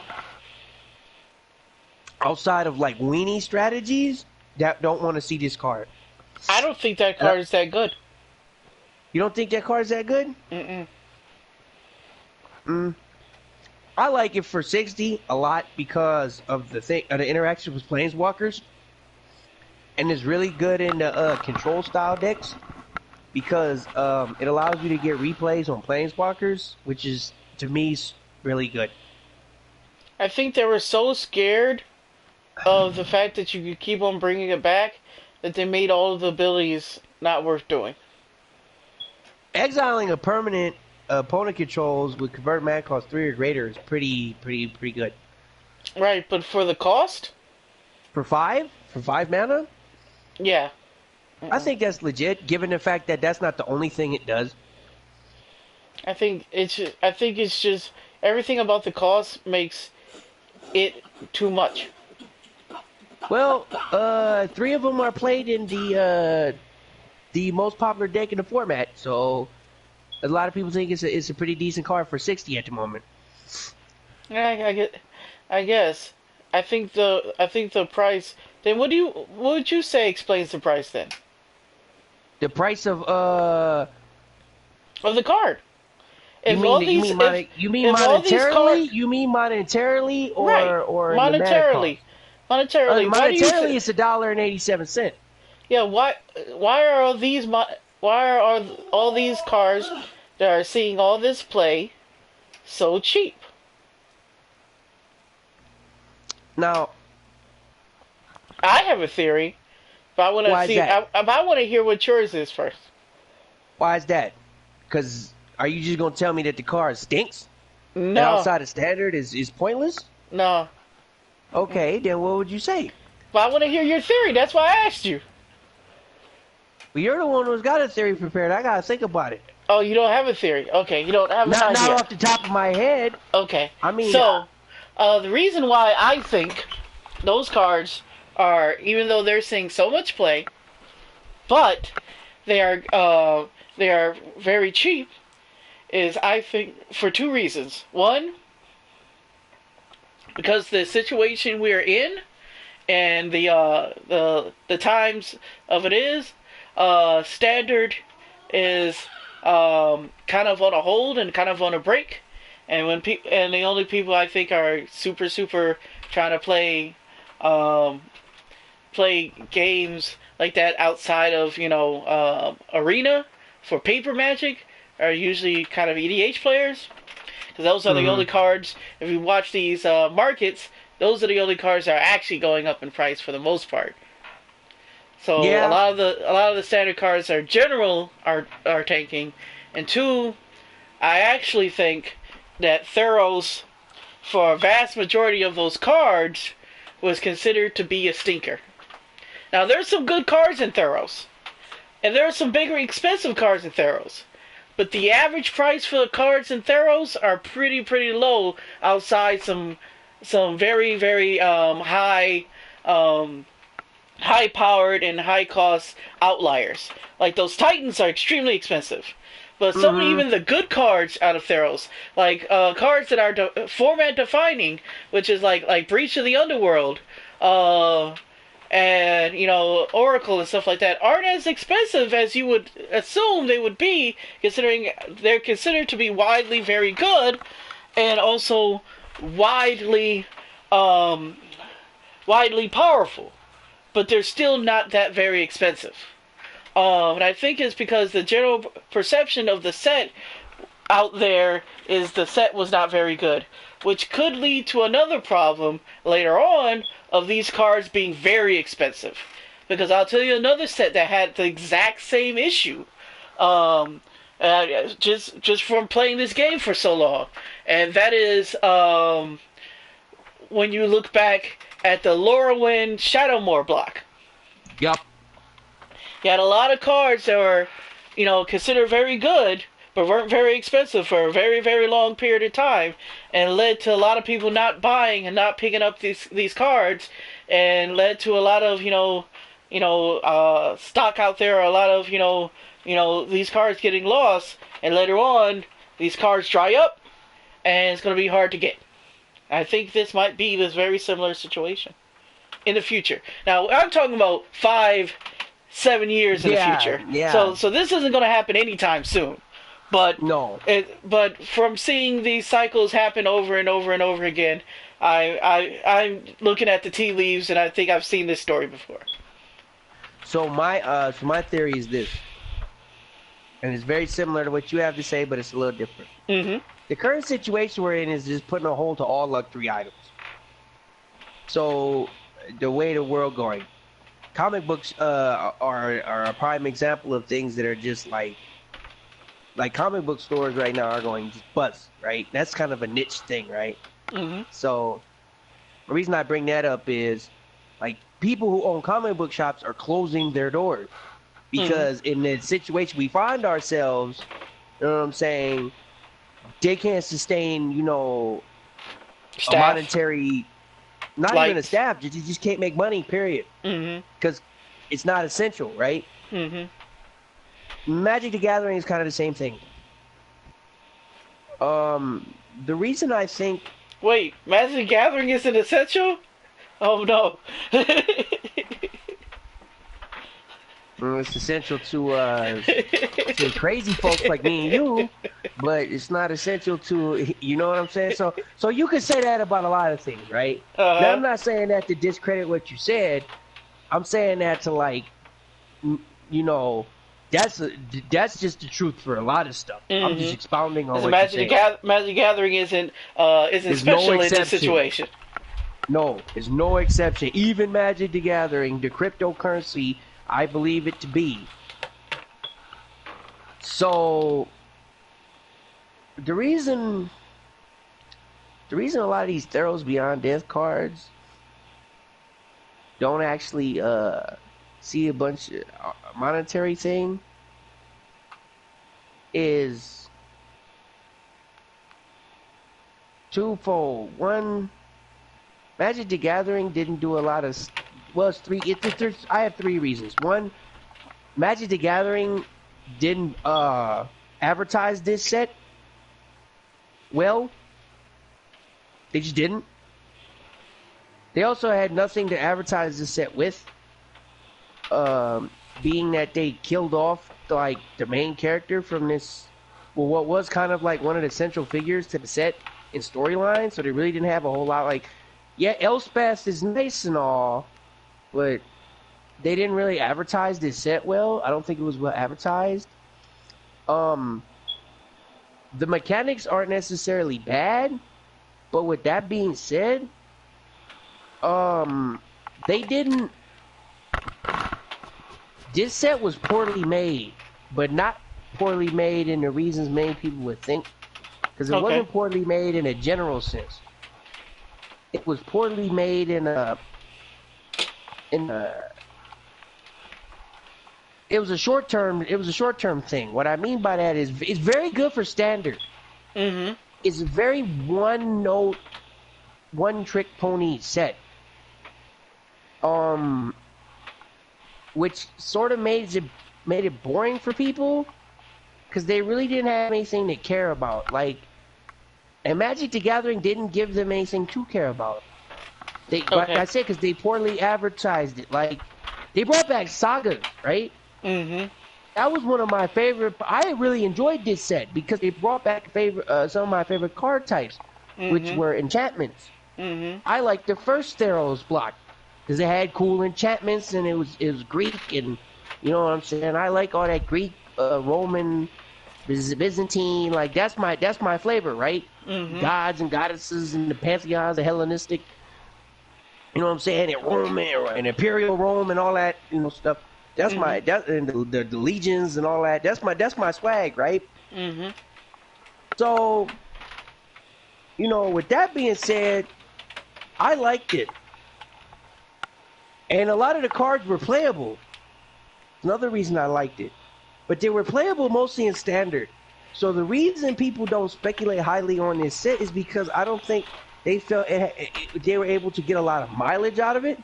And I don't think these cards have legs. Like once they rotate out of standard, no one's gonna. These are gonna see these cards again. Yeah, they're gonna run a sprint and not a marathon. So I don't think people are heavily invested in these cards for that reason. Okay. And that's the reason I think the prices are low. And the other reason is for that reason, right?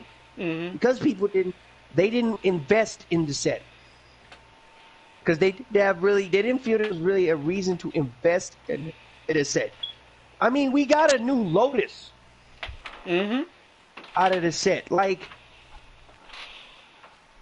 the thing about the set is, if you look at it, there's a lot of good cards in the set that are just good cards. But they're not good for unique reasons.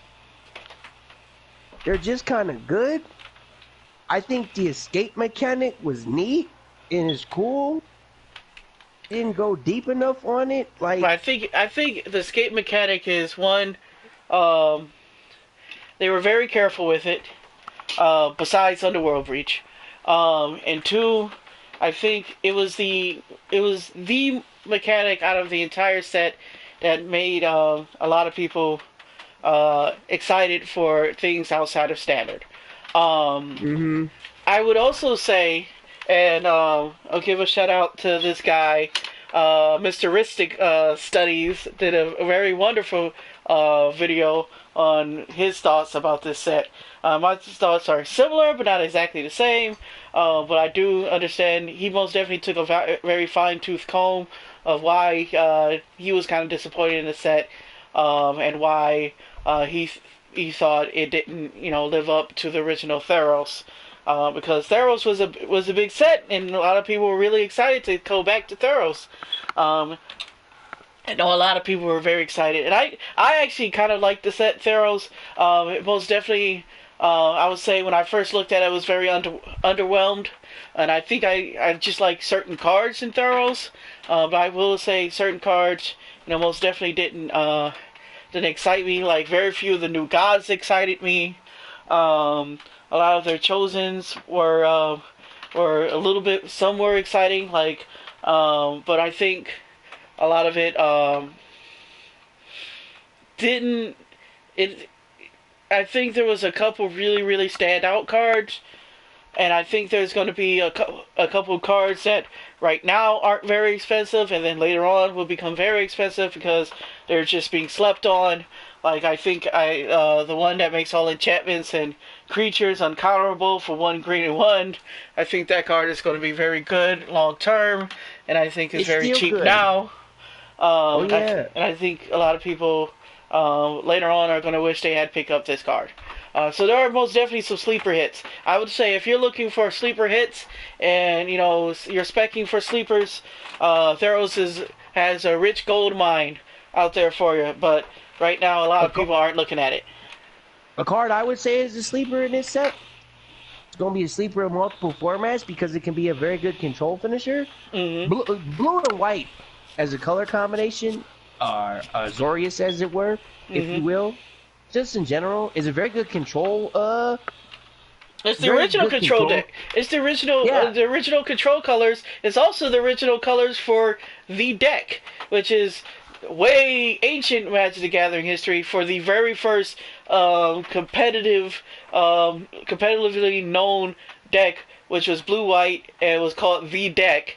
And it used a white flyer with Sarah Angel at the time and blue control.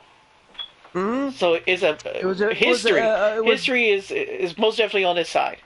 It was the people who played it coined the term. And they borrowed a chess phrase from it, and it's a strategy that's called now. This is going to lead into something. It's called protect the queen strategy, which basically means it's a chess term where you basically are the type of player who values the queen piece so much you intend to use that to win. So you're going to go through lengths to ensure that you do that. You play this piece and you focus on it and you make this the central part of your strategy. So you have one finisher, if you will, and you do things to protect it. Now that finisher, in this that I'm going to talk about from that set, is called Dream Trawler. It sees play now in decks. If you play standard, you've seen it. It costs 2 white and 2 blue. It's a 3/5 creature sphinx that is flying in lifelink. It says whenever you draw a card, Dream Trawler gets +1/+0 until end of turn. Whenever Dream Trawler attacks, draw a card, and you can discard a card at any time. Dream Trawler gets hexproof until end of turn and tap it. That card costs $1.95. It's $2. You could play that card as a finisher. Ladies and gentlemen, that card I could easily see myself playing this card in my Pioneer blue-white control deck as at least 3 to 4 of as a sideboard to my because I have a Pioneer deck. It's called Approach of the Second Sun, and it's bat colored. And I can easily see myself getting rid of Regal Caracol for this. And I probably would if I could buy these. This card I played this card on Magic Arena in a finisher in a blue-white control deck in the historic format, along with like all 8 of my Teferis. This card just wins games by itself. The fact that you can discard a card and give it hexproof is ridiculous. Mm-hmm.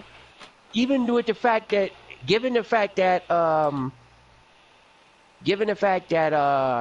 know what I'm saying, it draws you a card when it attacks. So there you go. You know what I'm saying? So you're always going to at least have a card in your hand at some point.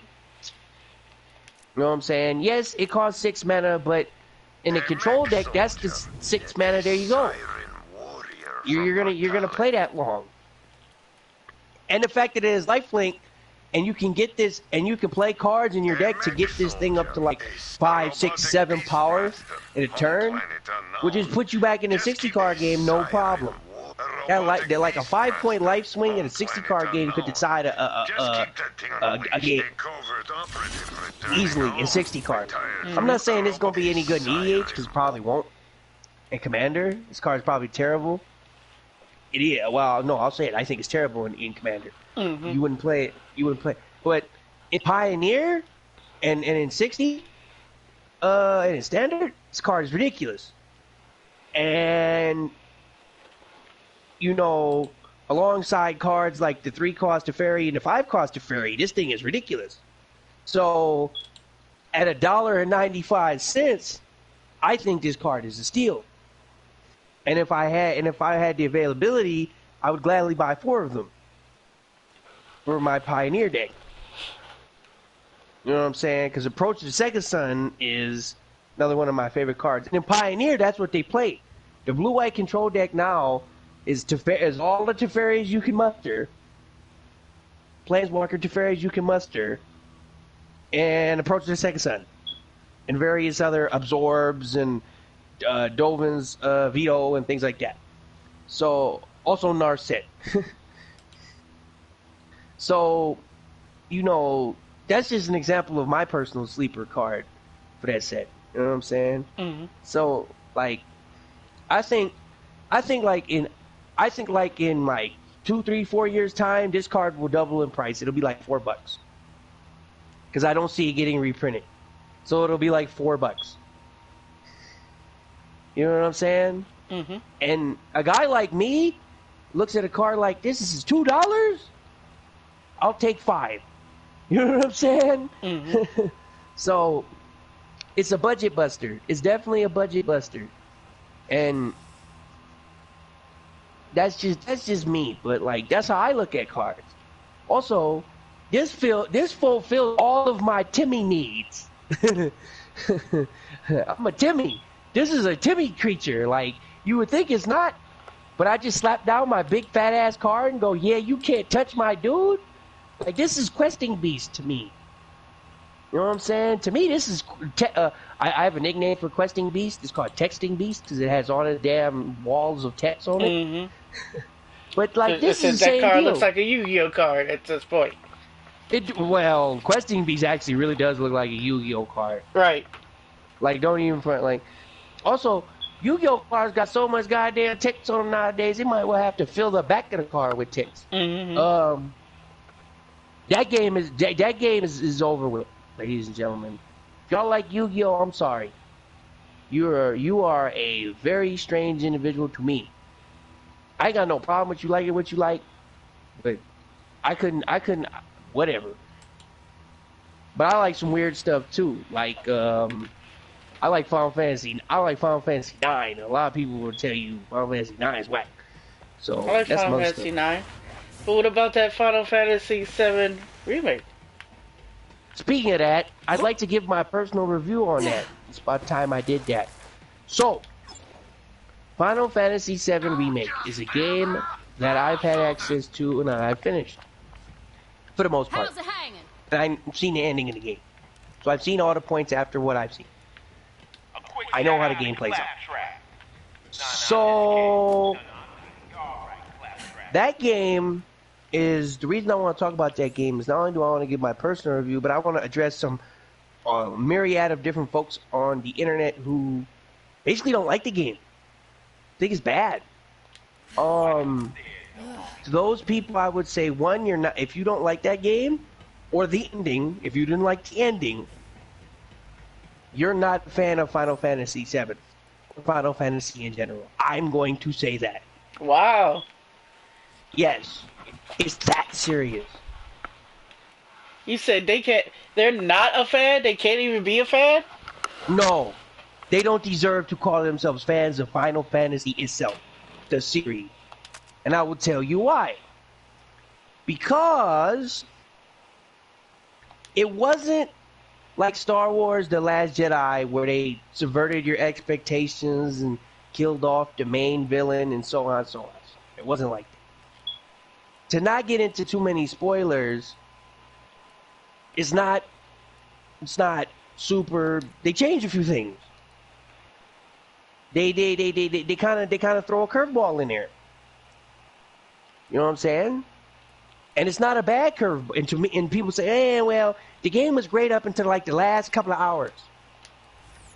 And to that I'll say, well, here's the thing. Here's the thing. When you first play, you have to remember, when you first played Final Fantasy VII, the very first time, to all these people who say that,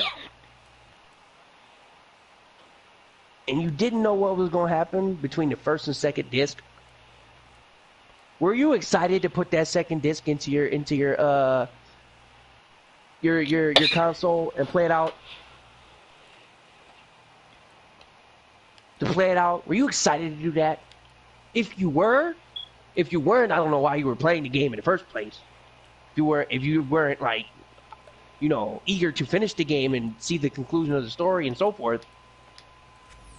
But the point I'm making here is, or I'm attempting to make, is they did things in order to keep you, because it's a remake of a game people already know the story of quite well. So they left a gap in there such to the fact that possibilities can be had. Multiple possibilities, in fact. Now, if you don't like change, you can hold that L because this change is for the better. This change specifically was made so that people who didn't ever play Final Fantasy VII finish on a high note, and they give you reasons to want to finish it, like it's a big finale at the end. You have to keep in mind the area of which that game takes place in is called Midgard. All right. Why does that matter? Well, because Midgard in the original Final Fantasy, you played for like 70 minutes at best. You were in that area. This game, Final Fantasy VII Remake, pulls that into like 20 hours in that first area. Midgard wasn't even the end of the first disc. When this game ends, you do not leave that area, technically. It ends where that ends. And you played the game for 20 hours.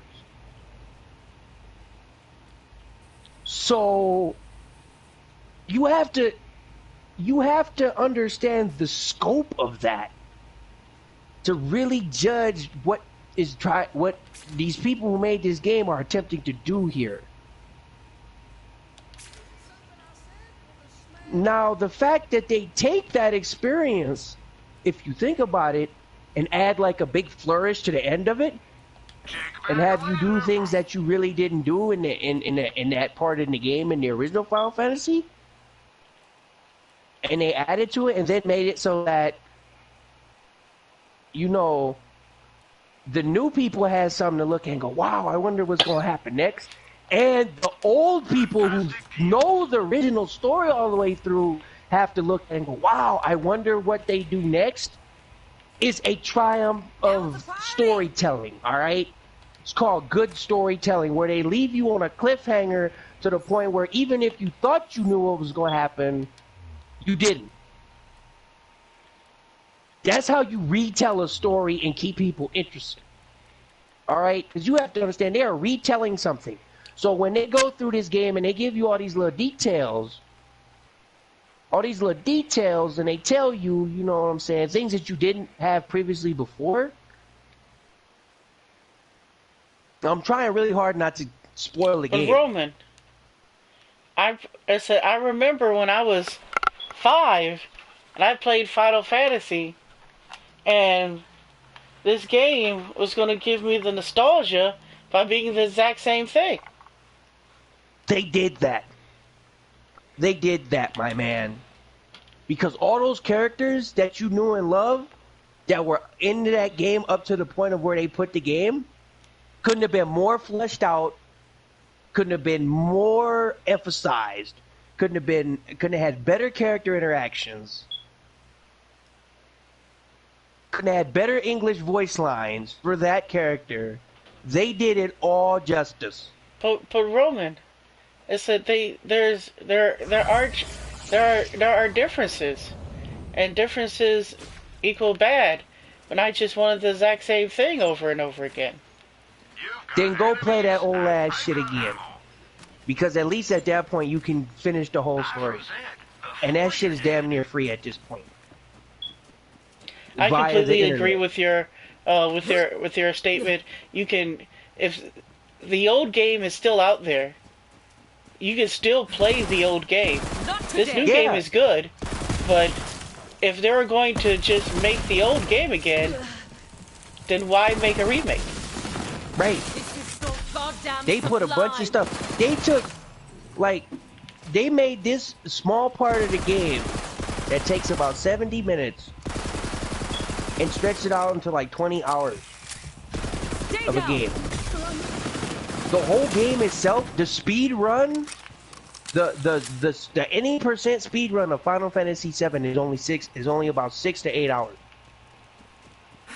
6 to 8. That's if you play the game at the fastest possible way. The entire game at 100% speed run is maybe like 15, is between 15 and 20. That's the same time it takes you to just finish this one little ass part of this story. That wasn't even the entirety of the first disc.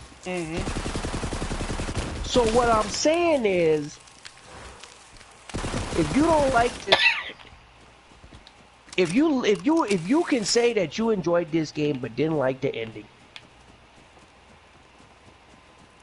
and you're not excited about what happened next because you think they're gonna mess it up, then you need to understand that, not that this game isn't for you, because that's not what I'm gonna say. I'm gonna say this game is specifically for you. Think of it this way: you actually have a reason to play the next disc more, because if you love these characters, then you would want to see how they flesh it out. You'd want to see what they're gonna do. There are people who on the internet. I'll give you an example. There was this Star Trek show called Star Trek Picard that just came out. A lot of people didn't like it. I'm down for a brawl. A lot of people watched the whole thing of it, though. They saw all the episodes, all 10, 12 episodes of it. I believe there was 10. They saw all those episodes. A lot of people say, "Oh, this show is trash." They watched every episode. You have to. They gave you enough to where, like, you could do a whole bunch of stuff. Like, if you don't want to see a bunch of things fleshed out, I'll spoil one thing. Alright, I'm gonna spoil one thing. Nope. Don't do it. Why? It's because... Why? Why spoil one thing? Because I want to say this one thing. Do you have a very salient point? Yes. Okay. There's a lot of fanboys out there who are my age in their 30s. They're fanboys. I want to say something that's a salient point. At the end of the game, the very end of the game, you fight Sephiroth. You have a fight with Sephiroth. You have a confrontation with him, man. You do. The very end of the game, you fight that dude. That's all I'm gonna. That's as far as I'm gonna tell you. If you like that character, if you're one of those guys, man, they shouldn't have did that yet. Blah blah blah blah blah. Here's the thing. Because of the way the story works, they made it so that now he is in control of how you feel about that game now because of the way that they crafted the story. Because he's the arbiter of fate. So because he's the arbiter of fate, and he's controlling all of the plot ghosts, he controls the fate of all the characters in the game, which makes him even more of a badass villain. Because he's going against the fucking will of time and destiny itself. So now he controls your fucking how you feel about the game. Makes him even a more badass villain. How you like that? For all you people who like that character so goddamn much and are mad that you fought him at the end of the game, and you didn't kill him. How about that, jerk? You gonna see his ass again. They did something in that game. They made him a way more badass villain than he ever was in the original game, in my opinion. He was the fact that you got to see that dude was much more badass. Much more badass. They fixed that character for me. In the original game, I didn't get it. I wasn't about that. I wasn't about that. No, not the same way everyone around me was. Who dang near worshipped the dude. As far as like that's their favorite Final Fantasy character ever, and they would have their little screen names be Sephiroth 256. You know what I'm saying? You know what I'm talking about, Joker. You was in the 90s. You was in nerd culture. You saw all those white boys running around. I'm a white dude, so I can say that. You saw them white boys running around talking about I'm Joe Sephiroth. Oh yeah, that's going very specific.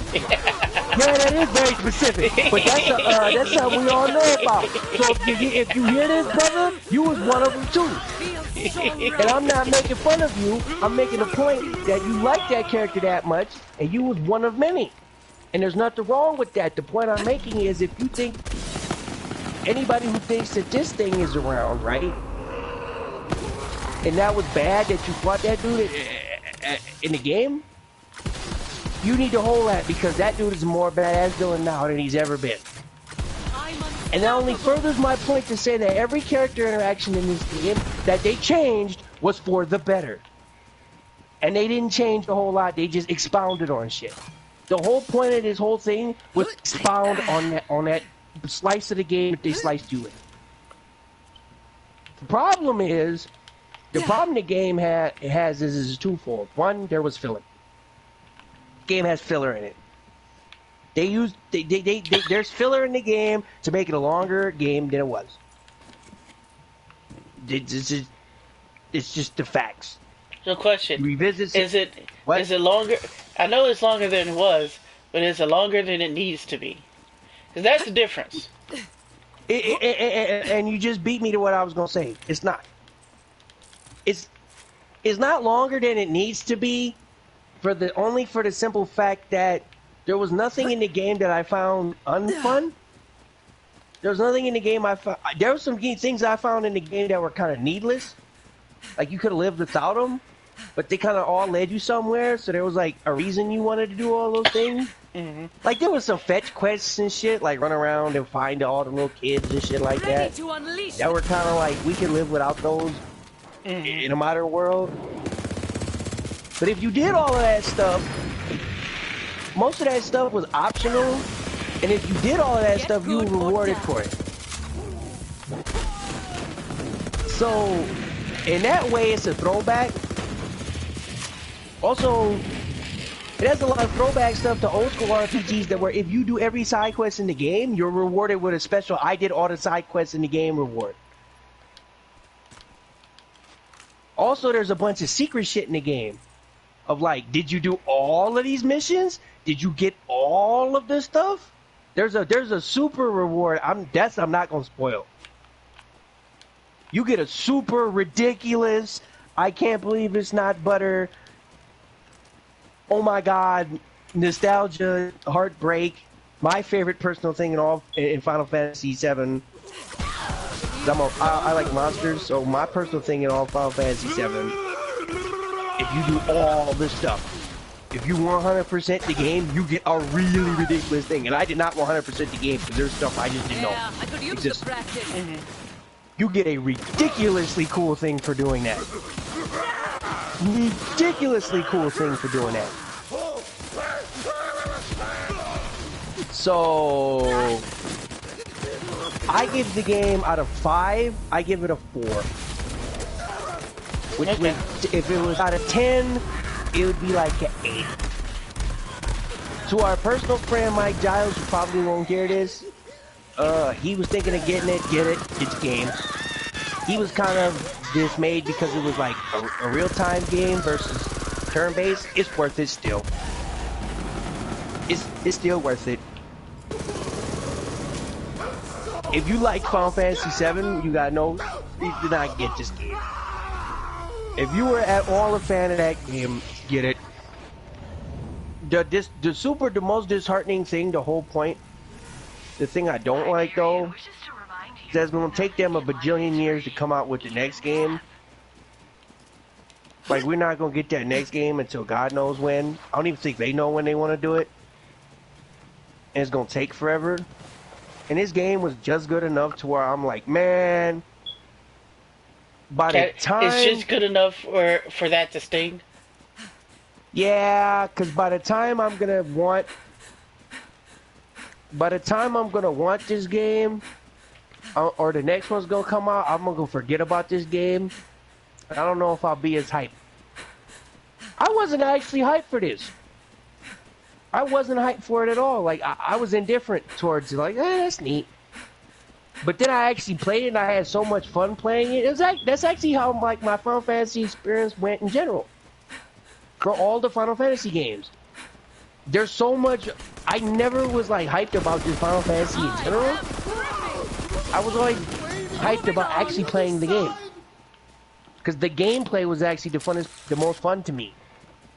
But I also enjoyed all those like similar games too. That's why I played it. I played Final Fantasy as not my first RPG, but as like my 5th, 6th, or 7th RPG, because it was similar to a bunch of other stuff. Like I played Jade Cocoon before I played Final Fantasy 7. I played, you know what I'm saying, all these other games. Breath of Fire, you know what I'm saying. My first actual RPG, if I have to think about it, depending on what you consider an RPG, oh, I don't know, I gotta think about it. That's like weird. Oh, My first ever RPG I played was on no, it was Final Fantasy on Super Nintendo. It was Final Fantasy on Super Nintendo. No, Phantasy Star. The original Phantasy Star. That was the first RPG. And then it was What was the first one you ever finished? oh, the first RPG I've ever finished? 100% completed, done? Well, seen the credits. Yeah, oh, yeah. Oh, for Sega Genesis. What's it called? It was a tactical turn-based RPG for the Sega Genesis. Oh, I'm trying to remember the name of it. It was really cool. It wasn't Phantasy Star. It was something else. Oh, what was it called? Basically, it was like a tactical turn-based RPG. Shining Force. That's it. Shining Force. That was the first one I like 100% finished, like all the way to the end, and then like made sure I did everything. That game was awesome. I love those tactical RPGs, like the grid-based ones. Those are my actual favorite style of RPG. Like people say turn-based or turn-based. I like turn-based, but I like the grid ones. So like I was a big fan of like Disgaea. It's like that was one of them. But I like the ones before. Like I'm a huge fan of like Tactics Ogre, like Ogre Tactics, and that whole series. Like that was my jam. So those are my favorite ones. Right. You know what I'm saying? So those are like my favorite. Like Shining Force was like the first one I ever finished. Shining Force, which is kind of Final Fantasy-esque. The second one I ever finished was Final Fantasy 1. The original Final Fantasy 1. Because all of those Final Fantasy games came out on the not Super Nintendo, the Game Boy Advance. They did a release for Game Boy Advance for all of those. Yeah, I remember that. And I didn't actually finish them on the Game Boy Advance. I got them all at the same time by emulators. I had a Game Boy Advance emulator on my first laptop that I ever owned, and I got all of those games, and I finished all of like the ones that came out for that. It was quite a few of them too.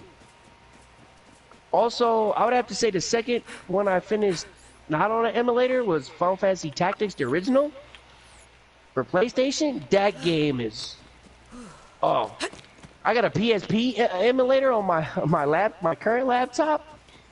And I play the hell out of the PSP one. Also play Def Jam Fight from New York a lot on that stuff too. 'Cause that came out for PSP as well, and that's a really fun game you can play on the emulator on your laptop. If you know how to do it. I'm not gonna tell y'all how I procured all those things because that's nobody's business but my own. But the point is, those are archive copies. Yeah, those are my archive copies. Yeah, what he said. Also, and the reason why I didn't play a bunch of RPGs, because when I was my first ever video game system was a Super Nintendo. And Super Nintendo, my first game I ever got for Super Nintendo was Street Fighter 2 Champion Edition, or Championship Edition. And that was the first game I ever owned or had access to. First video game. So that started my love of fighting games. Also, I had people to play. So, like, we didn't own RPGs because RPGs were expensive, and once you played them through, they were kind of pointless, right? And they were one-player games. Yeah, they were one-player games, and they sat on the shelf, right? Like, once you played it, you put it, like, playing it again and again wasn't the thing. Because you had that experience, you're done, right? But fighting games, this is why I'm a big person in the FGC, the fighting game community, was like a sport in a way. It was like playing basketball in a way. And the way it was a one-on-one experience, but it was like a sport because you could just play against different people and you could get more skill and you can go to all these different places and you could see different people and there was always people to play. You know what I'm saying? And now you can play online, which is even more exacerbates what I'm about to say. But like you could just keep doing it, right? And I was always broke, right? I didn't have lots of money. I didn't come from money, so you know what I'm saying? I didn't get all the cool new games for Christmas. So whatever game I did get, I had to play like the dog with Jesus out of, because that's what we got. And Street Fighter 2, baby, that was the one. Champion Edition, boy, we had our characters, we was in there. And I had people that would come over, we would sit for hours, man, and just boo, boo, boo, boo, boo, boo.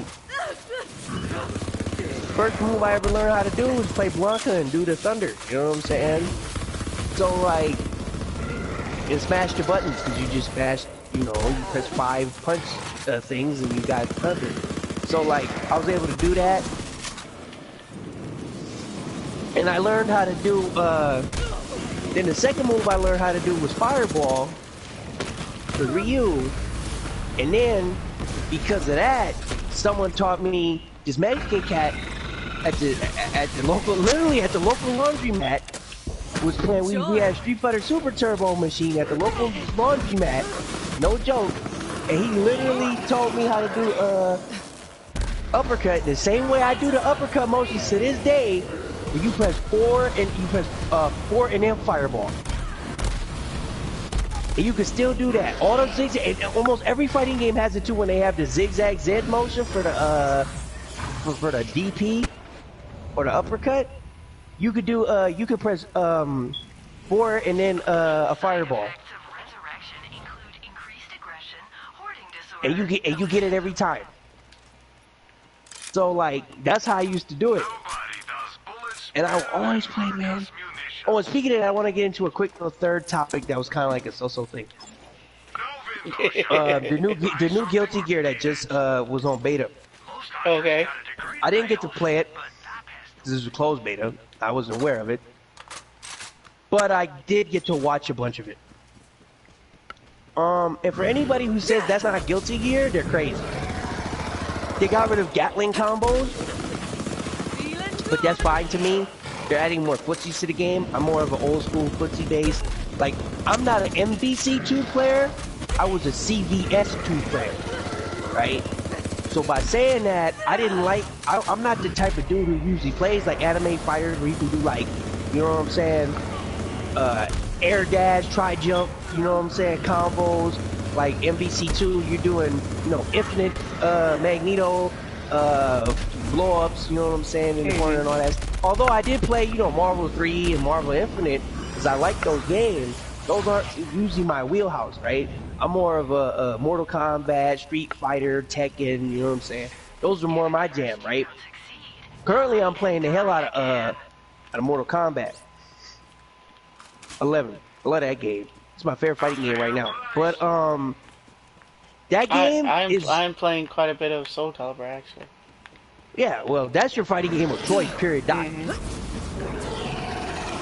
So good. I was gonna ask you about that too before we cut off. How you feel about them patch notes? So I have a 7 patch note. So I'm actually still adjusting to season 2 like a lot of people are. The patch notes weren't that big. I would say Hanamaru is a fun character, but he's not what I'll be doing long term. But he is fun. I would try to play that dude seriously. I would. He's fun. He's all right. I'm a CVS2 player though. That dude was in CVS2. The only problem I have with Hanamaru as a character is he doesn't seem to I think I just like some other characters a little bit more, and he does get a lot of damage. He's fun, but I think his stuff isn't ridiculous. I think he's actually going to be a mid to maybe upper mid character. Okay. And you know, you can win with anyone in Soul Calibur, truly, if you really want to. But he's not necessarily he doesn't offer anything particularly more so than any other character I would want to play, so that's why that ended up happening. But aren't you like a Geralt main in that game? So I play a lot of Geralt. That's my main guy right now. I do play some other characters as well. And right now I think I'm putting, I'm a little bit, I'm a little bit out there in exactly who I'm going to play right now. I've been still playing a little bit of Nightmare, even though he's not necessarily the greatest at the moment. I've still been I love to playing. see you play that character. I still play quite a bit of. I said quite a bit of Geralt. Geralt's still pretty good with me. I'm interested again in possibly trying like Mitsurugi. And Zazamel. Zazamel I'm actually really interested in.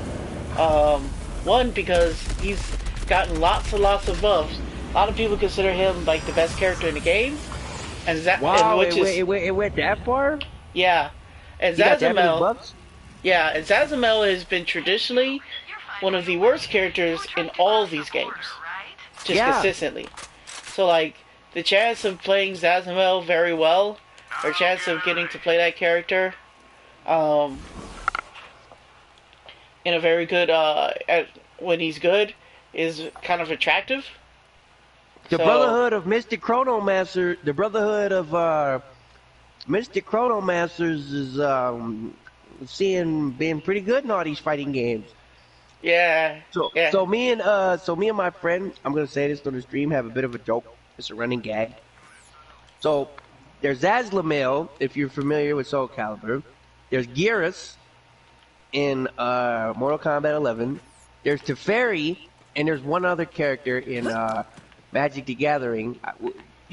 What's his name? What's the other dude? Do you know? Can you think of it off the top of your head? The other Chronomancer guy in Magic the Gathering? That 3-color dude? What's the name of that guy? I could pull him up. It's like Zatanna or something like that. Yeah, all these people are time mages. Basically, they have like mystic time powers. They can like stop time or travel time or speed up time, or they don't age or none of that stuff. And they all share one other thing.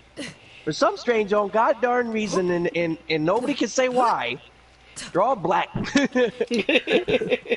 So every time they make a mystical black guy who's like a wizard who happens to be black, for some strange reason, they're time mages. Yep. I don't know why. It's just like a weird coinkydink. And yeah, I said coinkydink. But for some doggone reason, all the time mages are black. Mm-hmm. In a lot of these games. I can't tell you any more reason than you can. Listen, what particularly about dark skin and time magic have to do with each other? But oh no, man. I will say I'm not disappointed. Right, because I mean, time magic's pretty good. Time magic is kind of OD, I guess. I don't know.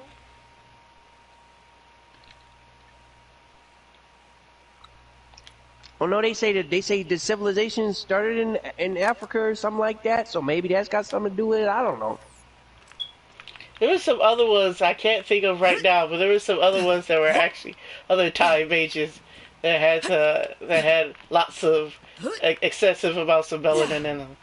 You need to make a. You know what? You should make a list one of these dang on days of just all the ones you can think of, you can come across. Yeah. Like just all the ones you can think of. Just make a list. Just to have it, cause like, it's a weird ass coincidence. Mhm. Yeah, I think I will. It's just like I don't understand. It's just weird. There's a bunch of them. All the time mages in all these games are black for some reason. Not all of them, but like most of them. A very large portion of them.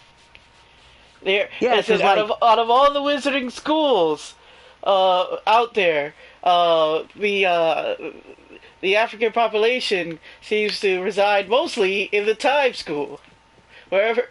Wouldn't you say that's transmutation?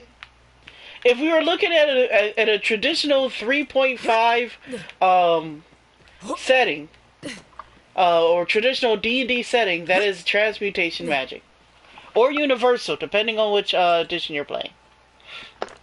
If there's a universal school, yeah, that makes sense. I would say I would give it transmutation just because there's a bunch of stuff with that. Like, it's already there for you. And also it sounds like you're transmuting time. Right. It makes sense. But in 5th edition, the most popular and recent edition, Time Stop is a 9th level transmutation spell. Is it really? Yes, it is. It's the highest level transmutation spell you can cast. Wow, that's sick. So Teferi in 5th edition is a transmutation wizard. That makes sense. Also haste. Hey, haste is a transmutation. Yeah. Well, there you go. There you go, man. Well, in the only reason I say not all the time wizards are black is because in Final Fantasy, time mage was just a job that you could gain enough if you gained enough abilities in the right way, you could just learn. And there's other popular time wizards or people I would propose to be time wizards who are black, like famously Doctor Who. They've had 9 of these guys, and none of them have been black. So actually, that's not true. Actually, that's all false now. Really? So they screwed up Doctor Who's canon, kind of or kind of not. Basically, they finally gave an origin story to Doctor Who, which is, I don't like it because Doctor Who don't need origin stories. Doctor Who, you're not supposed to know, right? To me, it's doing too much, but that's a matter of opinion. So basically, Doctor Who essentially started off as a little black girl who every time Doctor Who, or what the being that eventually became Doctor Who, regenerates, it becomes someone different. Race, color, creed, sex, all that stuff.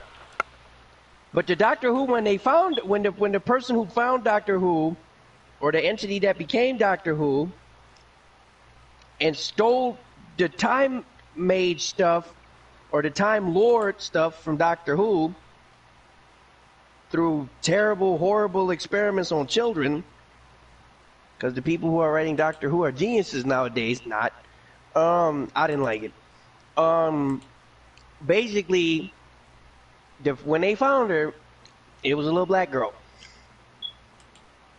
So there you go. And I'm not making that up, folks. You can look it up. It was a little black girl. So you could say, also but Doctor Who's not a time mage.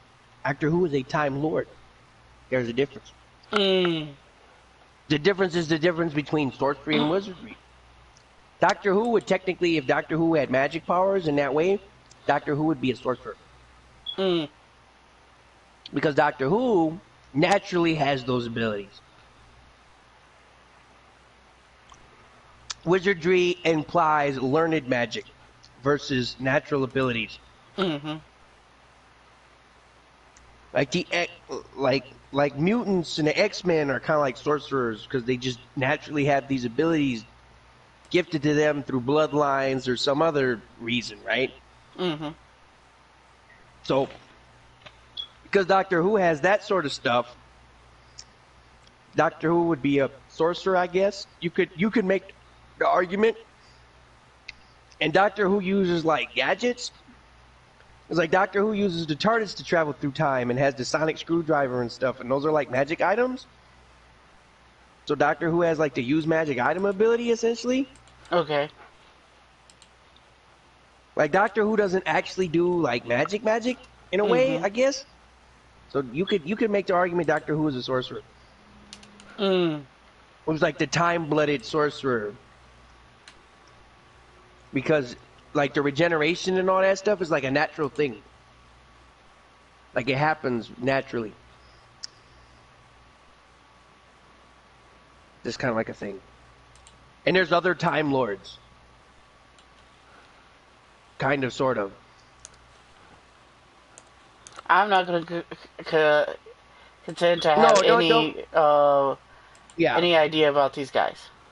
I'm not going to get super deep into it either. And I don't even think I I may have been like, I may have misquoted a couple of things, but the thing about Doctor Who originally being a little black girl is not a thing I got wrong. Okay.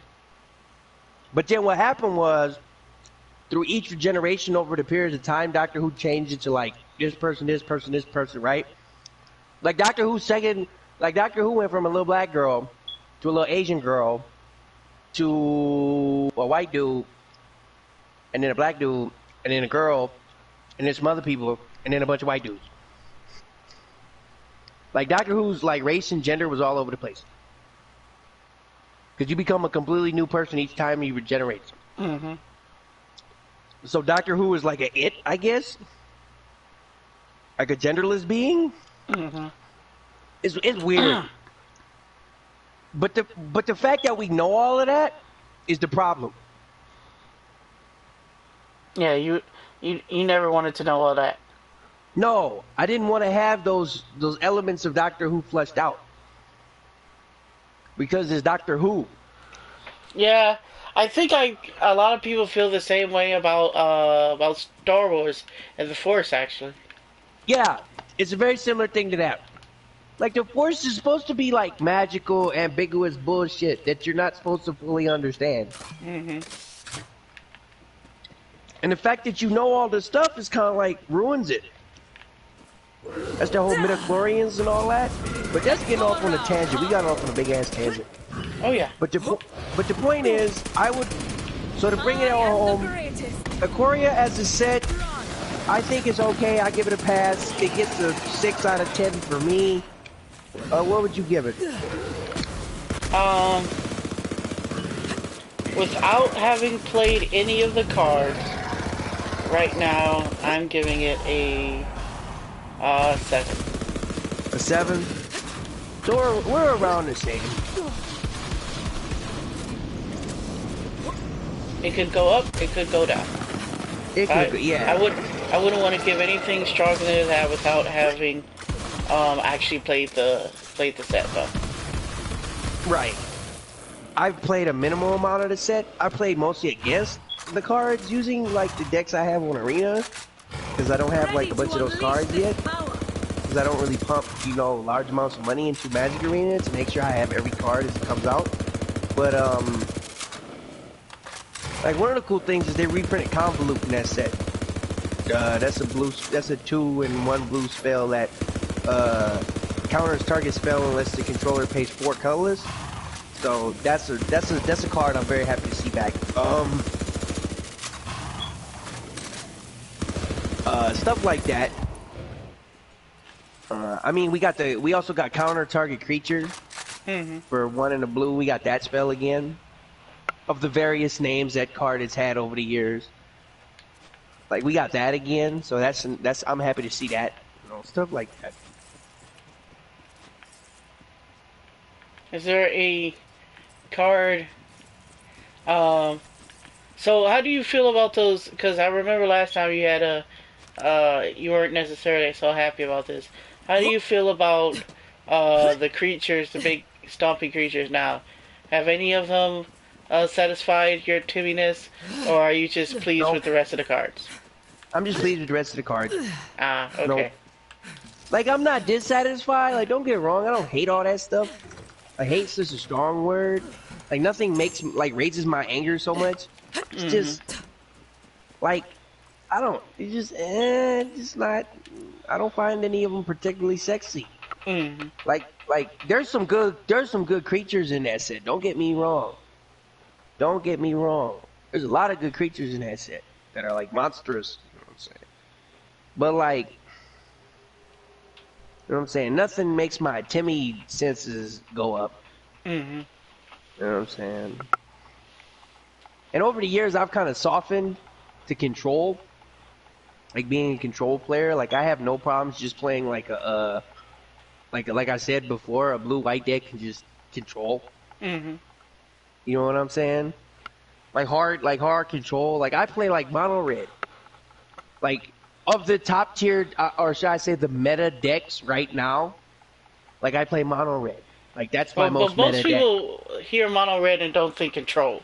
That's for sure. Right. I'm not saying that's a control deck. I'm saying that as to describe myself. Mm-hmm. Like I'm saying, like the reason I play, that's like just to give you an example of like all those decks I could be playing, right? Mm-hmm. Of like all the meta decks I could play, the one that I actually do play when I try to be competitive and like get a high, rank on arena and stuff is mono red. Mm-hmm. So that'll give you kind of like an idea of like the kind of player I am. Actually, when we were, I was here the other day, and I was thinking, you're not the biggest fan of EDH. I mean, you like it fine enough, but I don't think have you ever actually played my mono red Torbrand deck? No. I think you'd like it. I think you'd actually. I want to see you try I to give it a played try. against your mono red Torbrand deck. It's basically like a mono red enchantment deck. So what you did, so your style of mono red was like because it's EDH, right? And the principles of that game, what you tried to do was you tried to make like all the lingering damage effects, which is actually kind of commendable. I always thought it was funny. I always thought it was funny. Do you have a Furnace of Wrath in that deck? Do you know what that does? Mm-hmm.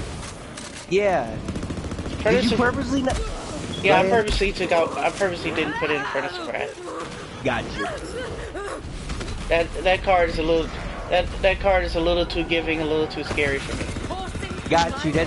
You're doing too much. Got you. Is that it? You have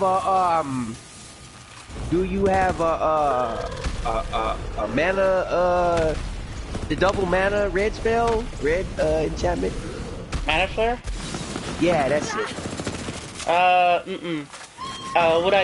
Because it gives other people stuff. Got you. No, that makes sense. I'm not saying you shouldn't have it. No, I'm saying you know me. If I give my opponent any type of advantage, I typically avoid those cards.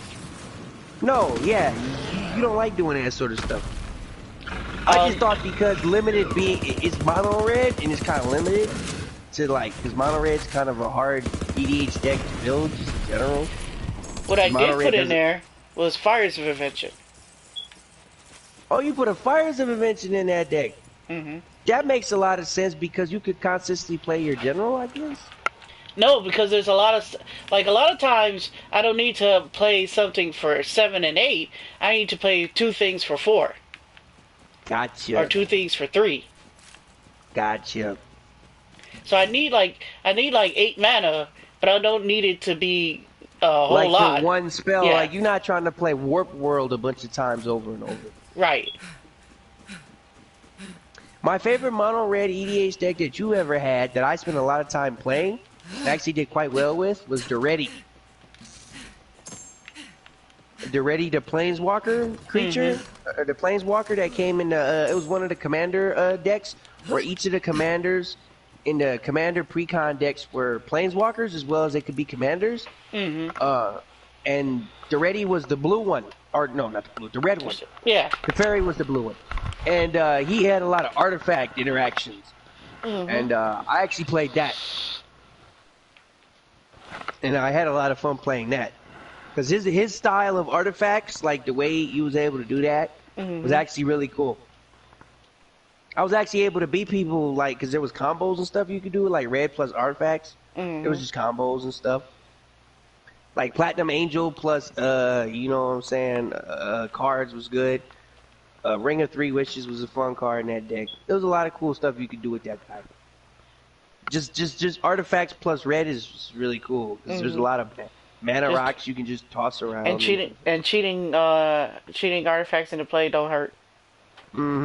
This was also before the time that they banned, they hadn't banned, the artifact, the 5-cost artifact that whenever you play a spell, you get to untap all your artifacts. Yeah, Paradox Engine was still around. Paradox Engine was very not much banned when that guy was running around just a little bit. And yeah, getting that into play. Also, Panharmonicon was fun in that deck. Getting multiple coming to plays effects was really good. That yeah. So do you have a lot of like big old red, like good like dragons and such in that red deck? No.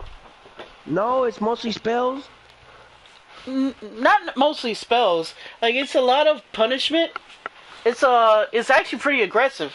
So the reason why I thought you might like it because it's actually aggressive enough. Like I was playing against a CEDH Najila deck, right? Mm-hmm. And I was like, well, I don't think this deck is gonna win. You know, it's just gonna lose to your Najila deck. And he was like, no, I'm pretty sure you ought to win against Najila. I'm like, no, I don't. I don't auto win against Najila. Like, no, I'm pretty sure I can't win. And I was like, what do you mean? He was like, well, let's play it out. And I beat him very badly twice in a row. Wow. Just by like having like just cards that say if you play this take damage. That like for example, like Najila makes those warriors when she attacks, right? Or when Right. warriors attack. Well, I had some like Circle of Fire. Gotcha. Like Circle of Fire costs 1/1, 1 red and 1, and it deals every single time a opponent's a non-flying creature opponent controls attacks, deal 1 damage to it. Well, with Torbrand, Gotcha. now if it's a flyer that's under 3, or it's a flyer, a non-flyer, it takes 3 points of damage. Most things yeah. can't, most token strategies can't beat it. Do you have And Fireball in that deck? Fireball? Mm-mm. No, you don't have good old Fireball? You're not trying No. to kill everybody at once? No, I mean I am. I'm just like not doing it. That's why I said I'm not playing a lot of like big X spells. Like it's not like it's a very low to the ground deck. Ah, it's more like a death and taxes kind of deal. Yeah, like you're like you do punish people for like playing cards. Like like for example, I'll pull it out. Like they have like Shattering Spree in here. Like Jaya found her way in there. Oh, where's all my lands together? Please tell me there's a Warp World in that deck. No, I don't intend the game to go that far, to go that long, bro. I feel you. Like That like feels more Spear. like a 1v1 deck than it does like an actual. I don't know. It's like put it like this. I put it. I was playing with Andy. I gave it to Andy. He almost won against me, Mike, and some other people. Like I've won tables. I've won pods with it. There's Wow. Spewer is in here. Oh, there's the 0-2? Yeah. That just smacks everybody? Yeah. Yeah, I can see that. Like, y'all take 3 now. You take 3. I take 1. Yep. Y'all take 3. Young I take 1. Pyromancer's in here. Banefire is in here. Banefire, okay. At least there's a tipping card. I can see that. Okay. Mizia Mortars is in here. Mizia Mortars, you got Anax, Hardened in the Forge is in here. You got Annex for the for the Satyr tokens? Yeah. Yeah, Annex is a good one. Because each one of those tokens do 3 now. Oh yeah. You know what's even more funny? Because they're all 1/1s, if you put that one card in there that says whenever a 1/1 attacks, they just take a damage. That card also works with Torbrand, so they would take 3 because it's technically that card is dealing damage. Oh yeah. No, it's a bunch of silly shenanigans you can do with Annex. Volcanic Fallout is in here because it can't be countered. Oh yeah, that's a really good card. Tololani's Summoner is in here. Okay, do you have Comet Storm? You're Lightning not Bolt's playing. in here. You have a Lightning Bolt in there? Yeah. Well, I guess why not? Lightning Bolt is one mana, deal 5 damage. Lightning Bolt is my favorite Magic the Gathering card. For those who don't know, Lightning Bolt is my favorite Magic the Gathering card. Ooh, and I got a sick ass red box for that deck too. Archetype of Aggression is in here. Oh yeah. Pyrohemia is in here, which is funny. This you talk about the red Pestilence. pestilence? Yeah. That's the good stuff, man. The red pestilence. When that came out in standard, boy, did I thought I was doing something playing that. That Uh, was a fun card. Sulfuric Vortex is in here. Sulfuric Vortex, yep, that's a good War one. Storm Rage is in here. Gutter Got Snipe. you. Gutter Grenzo. Snipe, I was gonna ask you about that. Yeah, of course. Gutter Snipe, that deal too. Oh man. Uh, You don't have that dragon in there, right? The artifact dragon? That takes all the artifacts when he comes into play? I took him out. You took him out? Yeah. It just wasn't doing it? It just cost too much. It wasn't getting there? Okay. Mm-mm. You have Fires of Invention, that makes sense. Grenzo Havoc Razors in here. Of Okay. Hour of Devastation, because Hour Indestructible of is Devastation. Yeah. Wow, check that card out. yeah, because sometimes you screw your Planeswalkers and screw your indestructibility. Oh yeah, Sometimes no. we all dies in a fire. No, sometimes I'm having sick. So why I'm laughing at that, y'all, for those who don't know, everybody dies in the flames. That was something I used to. So I tried teaching back in the Street Fighter 4 days. I tried my darndest, and I think I did it for the most part. Taught my friend how to play. My friend here how to play Street Fighter, because he really was a 3D player, and I tried to teach him 2D games as much as I could, or at least Street Fighter specifically. And I would play like Dalsum and these other characters that would have fire moves, and every time I would, beat somebody with a fire move, it wasn't just him. I'd say, everybody dies in the flames. The flames shall cleanse your sins. Will cleanse you with fire. Everybody dies in the flames. The flames will cleanse you. That came from my Magic the Gathering days of me like playing. Because my first tournament winning deck I ever put together was Modern Burn. It was and this was back in like the 90s. And so it was like lightning bolts and shocks and all that goodies. So lightning bolt is my favorite Magic the Gathering card. Period. Dot. My favorite one. So the fact that there's a lightning bolt in that deck makes me a very happy person. You probably right. I probably should play that. There's Goblin Sharpshooters in there. Goblin Sharpshooter. Also Goblin Bombardment. Yeah, Goblin Bombardment. Sacrifice that creature. Porphyros is in here. Porphyros makes sense. Yep. Legion Warboss is in here. Legion Warboss, that's crazy. He makes sense. Ley of Lightning. Yeah. Burn from Within. Gratuitous Violence. Now that's the type of card I like for. You know what the Gratuitous Violence does? Yeah. You go ahead and read it for the class, though. For 3 red and 2, enchantment. If a creature you control would deal damage to a creature or player, it deals that much damage. Deals double that damage to that creature or player instead. Yep. That's just yeah. You don't have the red chroma in there, do you? Mm-mm. There's still some cards I would want for this deck, but I'm still working it out. Jaya Venerated Fire Mage is in here. The classic. Impact Tremors. How do you feel about some of the red Planeswalkers? I like them. I just don't have a lot of them, so I have to work. You know what? Steve, we can't because of current day situation. Mm-hmm.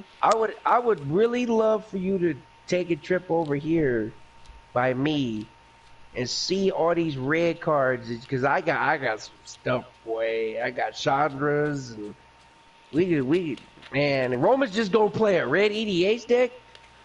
So I'm gonna let you know. I'm gonna hand you them slivers back. I know. It wasn't that the deck was bad. It's just it wasn't my speed. No, I completely understand. So we got Impact Tremors, Molten Disaster, Faithless Looting, because you have to. Goblin Crater Maker, mostly because destroy target colorless non-land permanent. Yeah, colorless non-land permanent is a big deal. That's an artifact. That's an artifact, my friend. Classic Earthquake. Oh, Earthquake! Wow, just good old Earthquake. Wow, okay. Siege Gang Commander. Siege Gang Commander, chucking babies. We're throwing baby goblins in there, man. You got no babies. And chucking babies and doing 4. Doing 4? Yeah, that's 4 per man. Let me tell you. Immolation Shaman. Mm-hmm. Harsh Mentor. Yep. Mana barbs, because I'm a jerk. Mana barbs. I'm a jerk. Tap those lands up. Let's go. Tap, tap, tap. I can see you playing that in the general and just being like, okay, my turn's done. Yep. What do you mean? Nope. Okay, I'm gonna draw a card and. Yep. What do you mean you're just gonna draw a card? You're gonna draw a pass. This is EDH. Yeah. Show me that infinite mana combo. Swing with general. Swing with general. You know what's the card you need for that deck? What's that? You probably don't have. What's that? It's not an easy card to get. Ember Cleave. Yeah. Yeah, that's one you want. Ember Cleave is OD. Sudden Shock. Oh, Sudden Shock is a good one. Vandal Blast. Yep. Outpost Siege, because it's card draw or damage. Like, both of those sides are really good for this card deck. Mm-hmm. Now, here's a card that a lot of people don't think would be good in this deck. But it works really well, especially at the mana cost where you want to put it down. Possibility Storm. Explain that one to the class for me. Most definitely. Costs 2 red and 3. Mm-hmm. And it's an enchantment. Mm-hmm. Whenever a player casts a spell from his or her hand, that player exiles it. Then exiles cards from the top of his or her library until he or she exiles a card that shares a card type with it. That player may cast that spell without paying its mana cost. Then he or she puts all cards exiled with Possibility Storm on the bottom of his or her library in random order. Now, people are wondering, why would I play a card like this? It randomizes your stuff. Well, the thing is, once I already have Torbrand and a couple things on the field, I don't really need, as most of my cards do the same thing. Most of my cards are pretty, you know, around the same mana cost and do pretty much the same thing. Granted, you at this point usually are in the back foot because I'm a quick deck. You need to respond. I don't usually need to respond to you. They usually need to respond to me. And now they can't control the deck or control what's going on afterwards. Usually, for this deck, chaos is the ladder.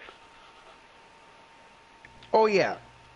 So, at this point in time, it's very, very hard when people try to get their late game, stuff going, to have any idea or have any way of stopping what's going on. Oh, yeah. I could totally see that. We got Treasure Nabber. Yep. Sword of the Animist. Yeah, Sword of the Animist is a classic. It's a good one. Sulphurous Blast, which is still kind of whether or not I'm going to keep that, but it's an instant. Dead and Gone, which is... yeah, that's classic. Chaos Warp. Chaos Warp, yeah. Good old Chaos Warp. Dragon Master Outcast. That's the one that makes a dragon if you meet a prerequisite? Yep. It keeps making them if you control 6 or more lands. So that's an early beater, and once you start getting to getting 6 lands, it just poops out dragons. Yeah, it just poops out dragons, yeah. Stranglehold. Yep. Spell Shock.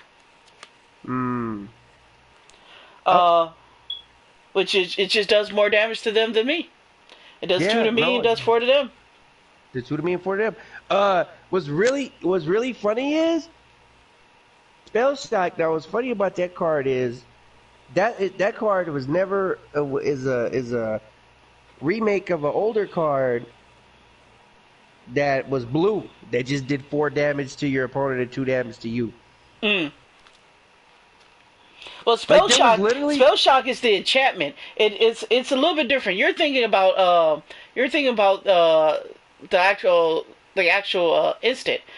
Spell Shock actually says for 1 red and 2, whenever any player successfully casts a spell, Spell Shock deals 2 damage to him or her. Oh yeah, no, yeah. But with Torbrand on the field, it does 4 to them. Yeah. And you just kind of sit there and go, okay.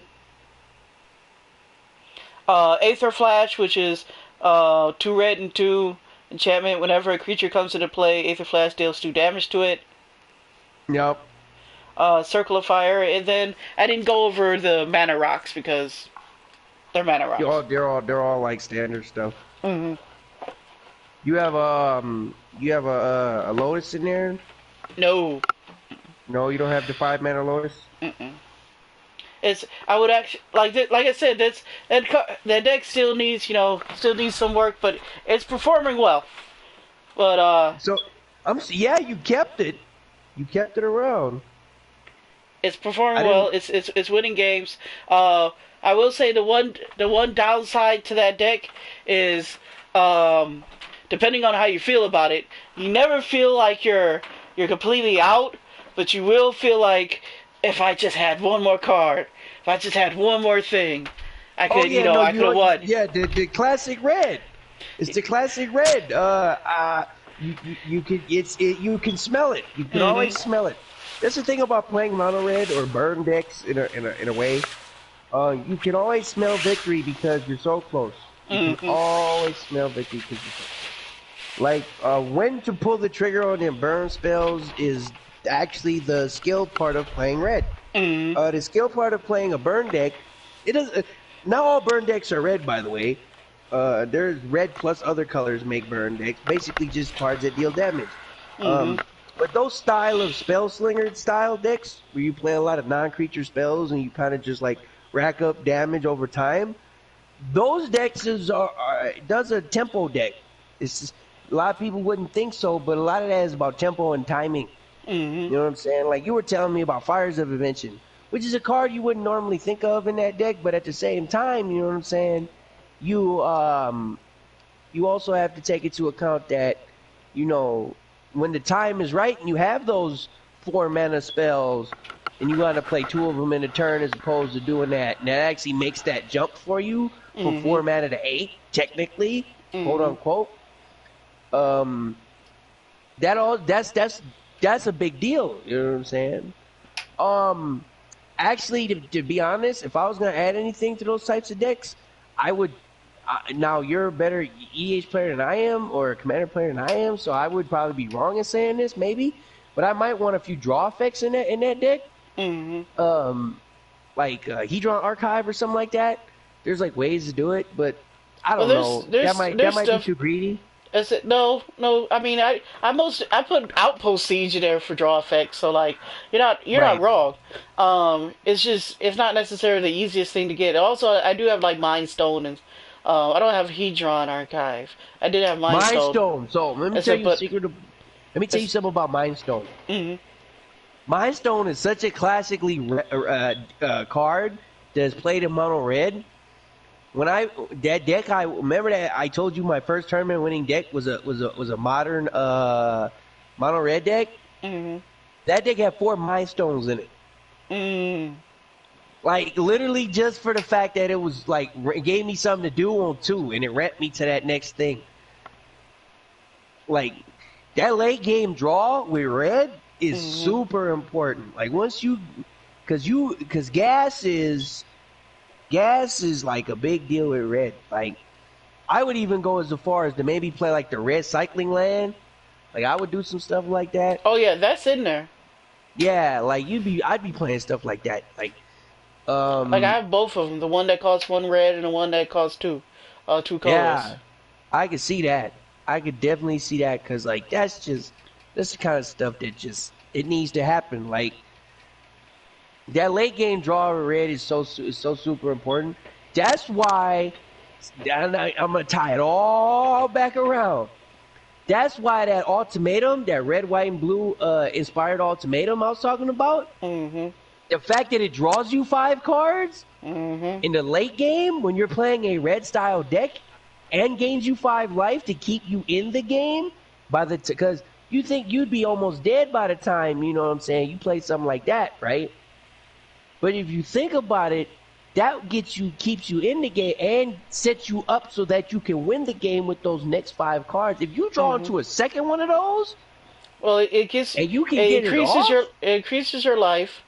It keeps you in the game.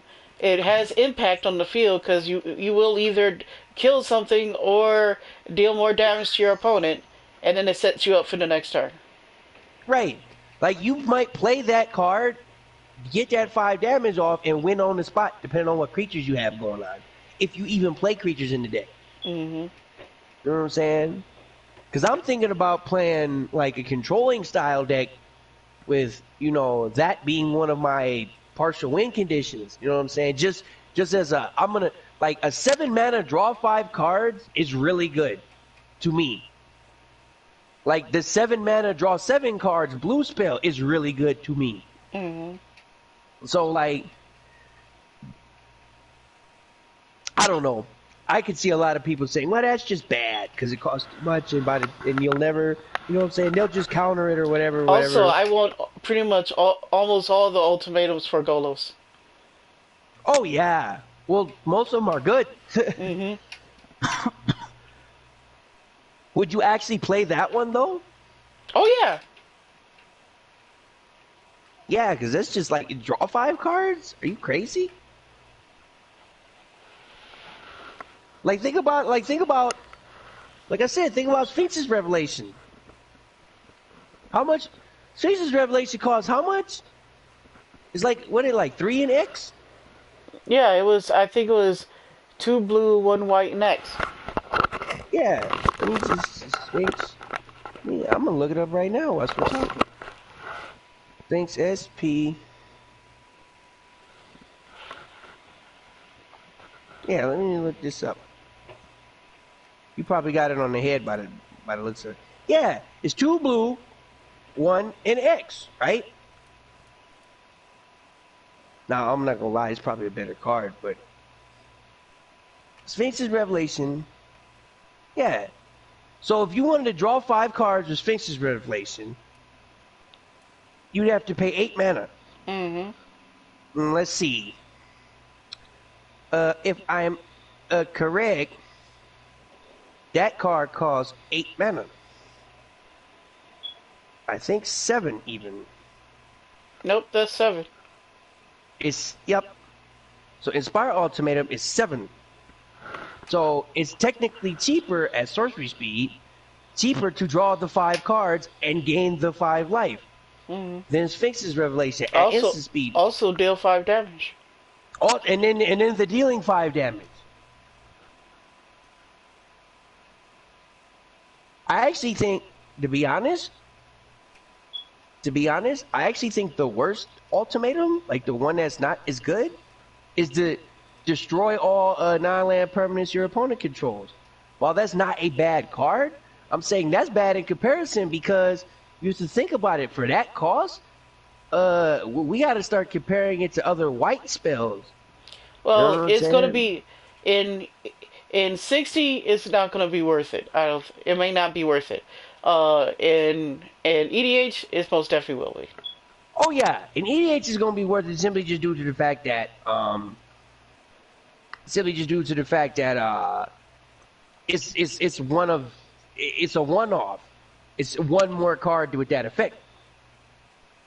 I think the one that's actually going to be the worst in 60 is going to be the one that the 3 monocolor cards, the 3 monocolor spells. No, that one sounds bad.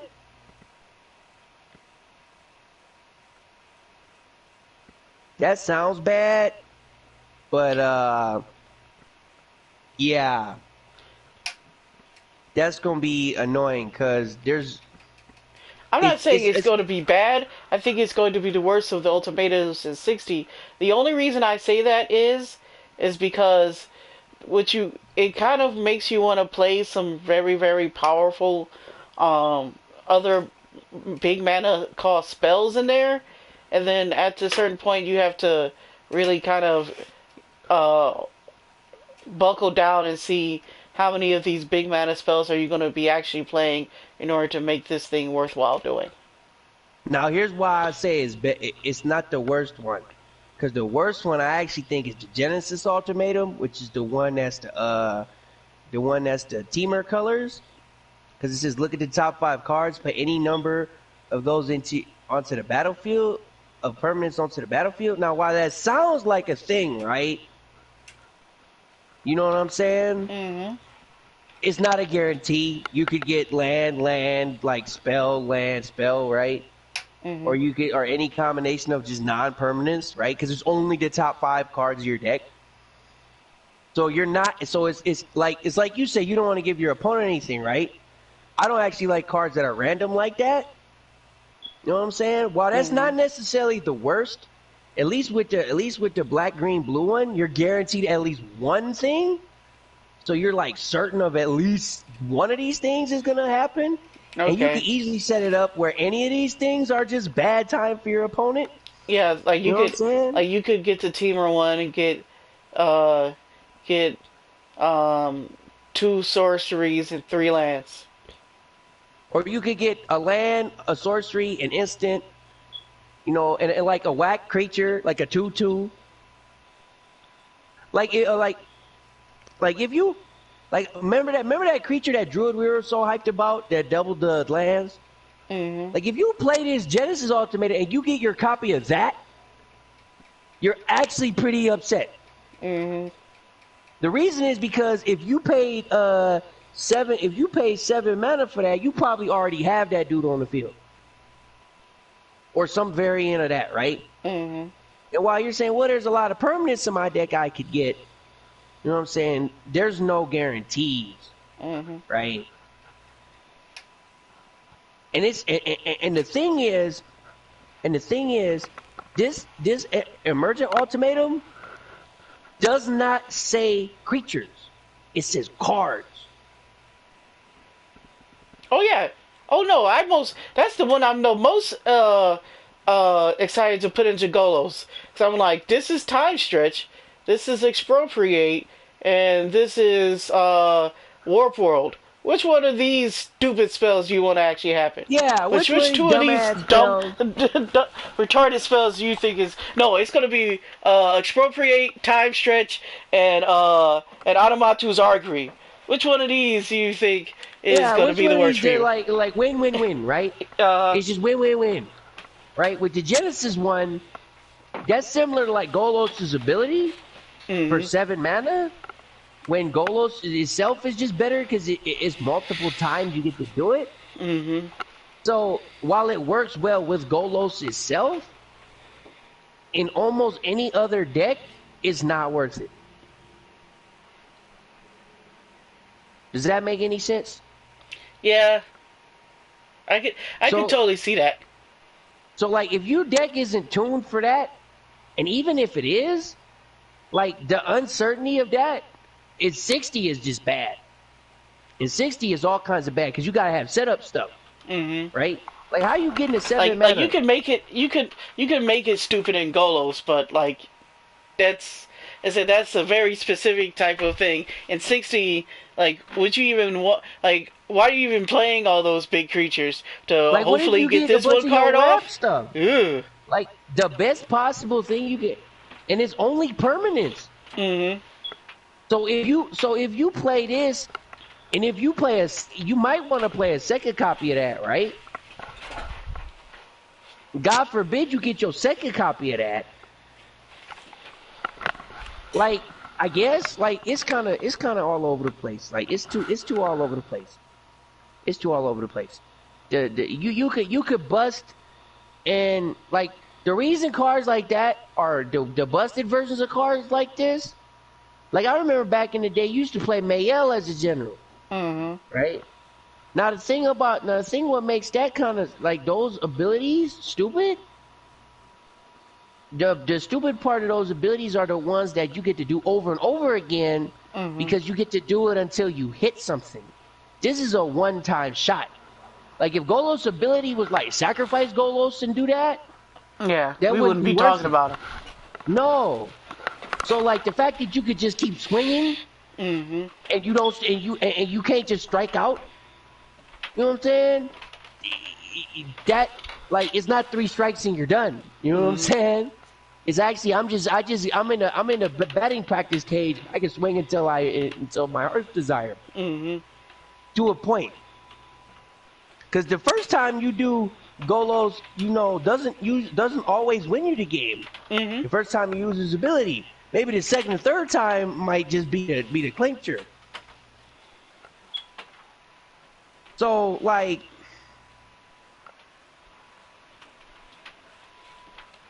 like the other one that I think is gonna be stupid.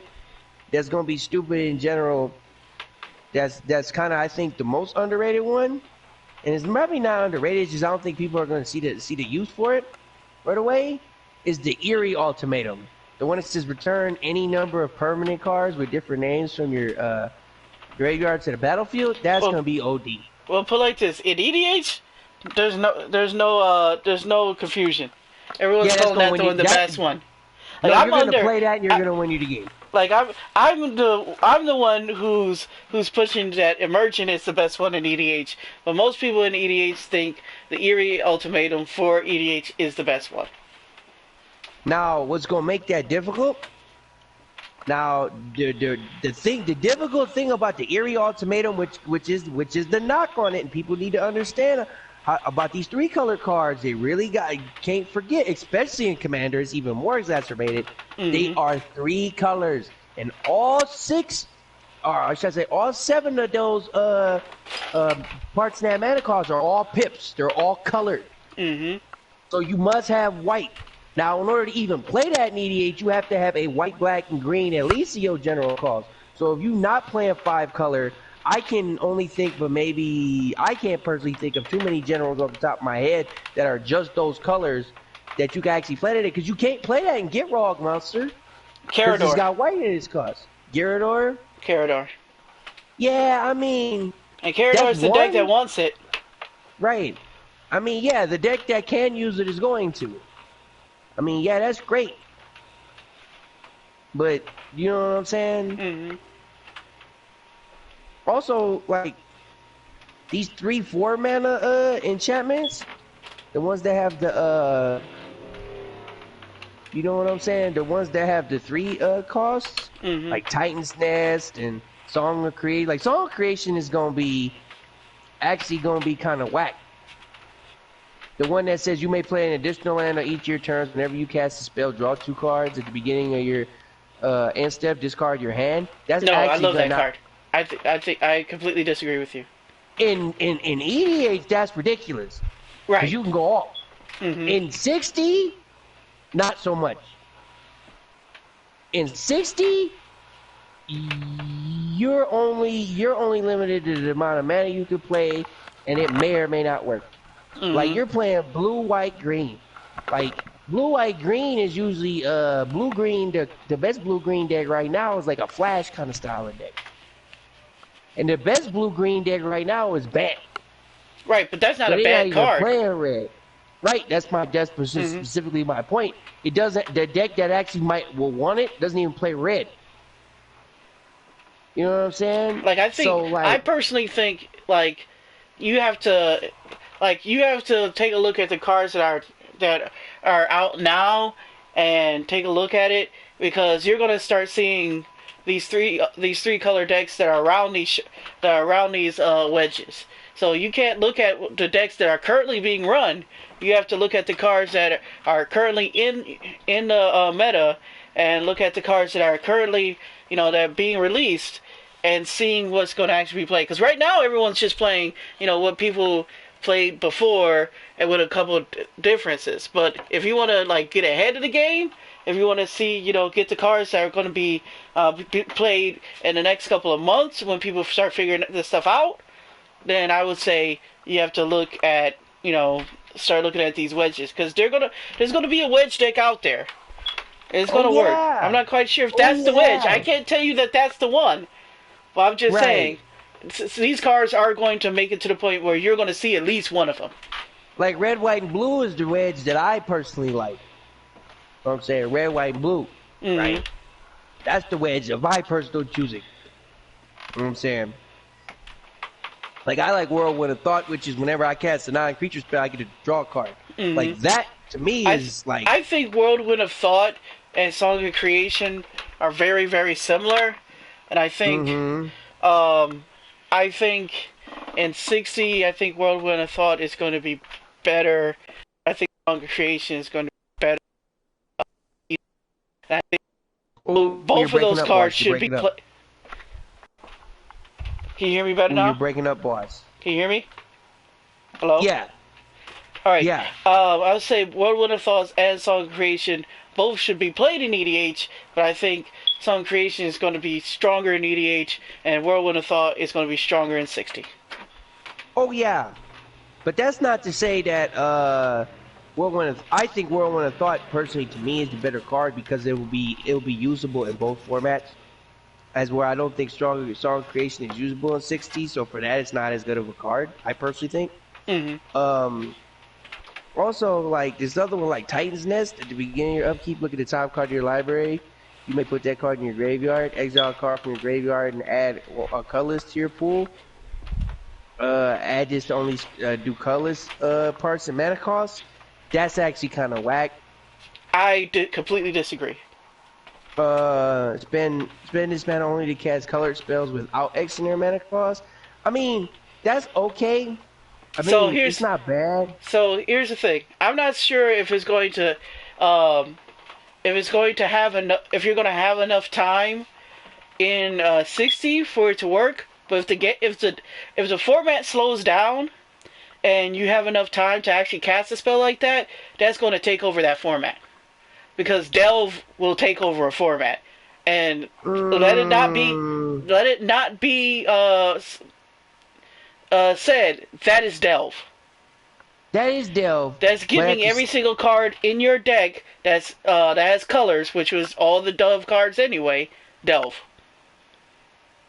Yeah, I mean it is only colorless mana though, so it gives right. them But Delve that's what Delve always was anyway. Right, but at the same time, I mean, yeah, it gives a lot of things Delve, but like, it depends. It really depends. Like, it really, really depends. It could easily be good. Don't get me wrong. It could easily be very, very good. Like, don't. Like, I get think me wrong that's the most slept on one. Yeah, I think that's the actually, one. I think later on that's going to be the one that people are going to, considering the amount of power that card is going to give a lot of stuff, a lot of spells that are going to look that's just going to have colored mana costs very soon. That's the one that I would say is the most scary for the long term. Yeah, I can see that, but I don't think that's like. I'm not saying it won't be good because it could be silly good. I just don't think it's going to be slept on. Like, I think people kind of can already see that that's kind of dumb. No, like, from what I've seen, people think that card is trash. Really? Mm-hmm. I don't think it's trash, and it's pretty apparent to me like this card could be totally good. You just need to, in 60, well, in any deck that you play that in, you have to be kind of super smart about that. Like, for example, a spell in this thing that will work exactly with that, you know what I'm saying? You could play like Mythos of Nithroy, which is an instant that says destroy target non-land permanent if it's the creature card, or if, you know what I'm saying, green and white was spent to cast this spell, right? Mm-hmm. Like that by itself at instant speed, you know what I'm saying, is really kind of good. And like with cards like, you know what I'm saying, that Titan's Nest, you could easily just cast that because it literally costs 2 and a black. You could cast that for 1 black. Mm-hmm. That's like instant speed destroy something. Like that's like stuff like that. You have to really think. You know what I'm saying? You have to really think about what you can and can't do. Like Titan's Nest, if it becomes a deck, it will be a deck. It won't be it's not gonna use a bunch of it's not gonna be it's gonna be a deck. It's going to be entirely around kind of like that and a couple of cards and some graveyard synergies. That's what I expect. I also expect a lot of it to interact well with a lot of the graveyard-based stuff in Theros. Not the actual escape mechanic that wants to use the same cards, but much more of the stuff that just put things in there to fuel escape. I think will just fuel that. Oh yeah. I think that's probably what's the best thing that's going to come out of that. Also, a card that's gonna be in that deck that's gonna be OD because the way I would build that deck, there's a card called Cunning Nightbonder, which is a human rogue that has flash. It says it's a 2/2 with flash for 2 blue or black. It says spells with flash you cast cause 1 colorless less to cast and can't be countered. Like that card is so silly with stuff like that, right? So like what I would do with in 60 with a card like Titan's Nest is try to set up a whole bunch of instant speed interactions. Where I can counter your spells and then my graveyard with those things that are just in there. Like I play like instant sorceries that would like go in your hand and like take a card away, right? And then it's just gonna sit in my graveyard and not really do anything, so it doesn't matter if I do that. You know what I mean? And then I could just use that extra fuel to like, you know, use that to play off my stuff I was gonna do at instant speed. Like I would try to set up as many instant speed, kind of flashy. Because there's already a lot of really good blue-green flash stuff. So I'd be trying to fuel my flash stuff with my graveyard and just add black to it on some busted stuff. And then I can make my flash cards cause 1 colorless less and not be countered. So I can play uncounterable counter spells because there's a flash creature that is a counter spell. Like, there's just so much stuff. Also, there's a. Did you see the new one? Which new one? The shark? No, I haven't seen that yet. Baby. So, let me go back to it. I gotta find out what you're talking about.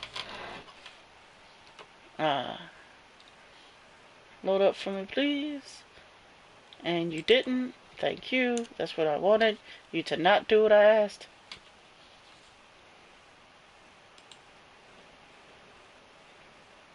Okay. So where's this blue card?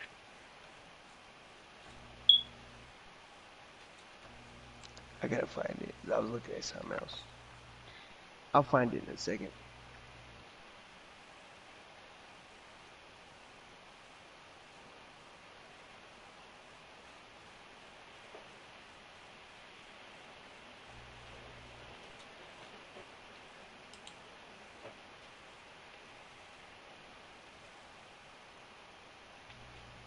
There we go. Finally gave me what I... No, that's not exactly how I wanted it.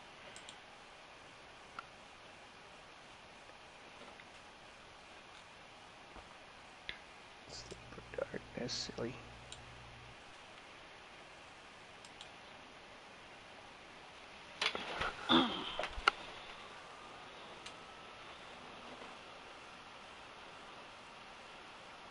So it's a card that didn't get a lot of, you know, play, but I liked it.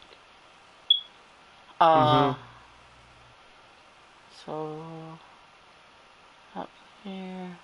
Okay, Pouncing Shore Shark. Alright. So it costs 1 blue and 4. As a mutate for 1 blue and 3. As flash, it is a 4/3. Whenever this creature mutates, you may return target creature an opponent controls to his owner's hand. That's a pretty decent one for just like... No, that's not the one I was looking for. That was the... It's not what you look for? No, it's Voracious Great Shark. That's the one I was looking for. Voracious Great Shark. It costs 2 blue and 3. Is a 5/4 with flash. Is shark creature. When Voracious Great Shark enters the battlefield, counter target artifact or creature spell. Oh, that? Now, I can imagine like if you're actually like delving this for 2, now you get a 4/5 with flash that counters target artifact or creature. Seems pretty decent. Yeah, that's pretty stupid. Like that, yeah, that's pretty stupid. And it's got flash. Like that's dope. And now you're reducing the cost. So now that also That also, but you have to also take into account, because it can't be ignored, that you have to have 3 cards in your graveyard and that enchantment in play. You know what I'm saying? Mm-hmm. I'm not So, saying that this is going to be free. What I am saying is if the format becomes, I'm not sure how fast or slow it's going to be. Also, I don't think that card is completely terrible just by itself. Uh, no. For 5 like mana, no. for 5 mana, flash, counter target creature, artifact or creature, and then get a 5/4. Right. Like like it's not bad by itself. But it's better when these other things are happening as well next to it. Right. Now, I'll Uh, say this. I'll say this, right? I'll say this. The card I was thinking of when I was talking about uncounterable, flash creatures was Frilled Mystic, which costs 2 green, 2 blue. It's a 3/2 with flash and says when Frilled Mystic enters the battlefield, you may counter target spell. right, that's the new Mystic Snake. Yeah, I knew that what you were talking about. right. That's what I was talking about.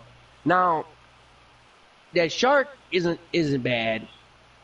You know what I'm saying? Jaws over there, he ain't bad. But being able to play Frill Mystic, you know what I'm saying, to be uncounterable, that's pretty silly. Yeah, but you don't actually get any reduction. No, you don't get a reduction, which the creature does give you a reduction on that shark. So that is kind of stupid. But what I'm saying is there's already a flash deck though. If you look at the stuff. Right. And Man, this might be able to just slot right into that kind of stuff. Oh yeah. All this is gonna slot, like you could easily, like there's already a flash deck, and what I'm saying by already saying there's a flash deck is like these can slot right in there, and if you just add black to your flash deck, you can get in some, you know what I'm saying, that's all you need. Like that wedge is already, and by playing all these instant speed interactions and having your graveyard, also fuel all your nonsense is like just where I'm at. That's right where I'm at. Also, here's a card that may see play is probably going to see play in CEDH, and may see play in 60, and it's a common actually, and it's a blue card. It's called One of One Mind. It costs 1 blue and 2. It's a sorcery. This spell costs 2 less to cast. If you control a human creature and a non-human creature, draw 2 cards. Now, the reason that's going to see, or perhaps potential to see a lot of play in CEDH, is because a lot of the best commanders out here are these partner commanders. And all of the very popular ones involve one human and one non-human. And so, for 1 blue, draw 2 cards, it's very, very attractive in CDH. Really? Mm-hmm. I can see that. But yeah, no, that flash thing that makes your flash stuff like cost less. Like, man, that card, that's kind of, and it costs blue, so the blue green flash deck, then you have to worry about not being able to use it because. But I'm saying you guys may actually see that in like non EDH. Like you may see that in standard. Don't be surprised. Oh yeah, very easily. Very easy, like. So all you need is a human and a non-human? Pretty sure that's pretty simple. No, I already play this blue-green flash deck, and it is pretty stupid. It is pretty stupid. Like, Night Pack Ambusher costing 3 as opposed to 4 is stupid. You know what I'm saying? And being non-counterable. Like, that's so good. Like, Brazen Borrower costing 2, that's just... Like... No, that new blue card, making all your flash stuff uncounterable, is gonna be pretty OD, but yeah. And you're right about that being able to draw 2 just for having those creatures. That's very easy. Like, cause I'll give you an example. That what's that card? There's a draw 3, discard 1 unless you. It's like a draw 3, discard 2 unless you discard an artifact or no enchantment. That also sees play. So like it's very easy to it's draw 3, discard 2 unless you discard an enchantment. That sees play in 60. So it's not hard at all to see that being played very much. So you know that's really easily can be that. So with that being said, I think we're going to bring this deal to a close. We're starting to get off on a little bit of some tangents here. Any last words for the fine folks at home? Yes. In these trying times, I say you look out for people, look out for your loved ones, but also look out for those individuals out there. Be safe, but be distant, because the best thing for us to do at this point in time is to sit down and actually listen to what they're saying, and hopefully we can get this all done with, and we can finish this time, and we can go back to life as normal. Yeah, and I would just like to say that there's stuff out there for you whilst you're cooped up and distant and all these other things. It all exists for you. Like, you can do things. You can play video games. You can play D&D with your friends. My friend here just ran a D&D game just last week. And we were able to talk meet on a weekly basis, and we got to do all of that. You're breaking up on me, friend.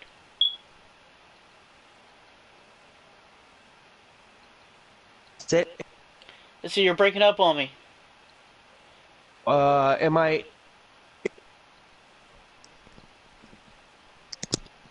better now? Yep. Okay. You know what I'm saying? So you can like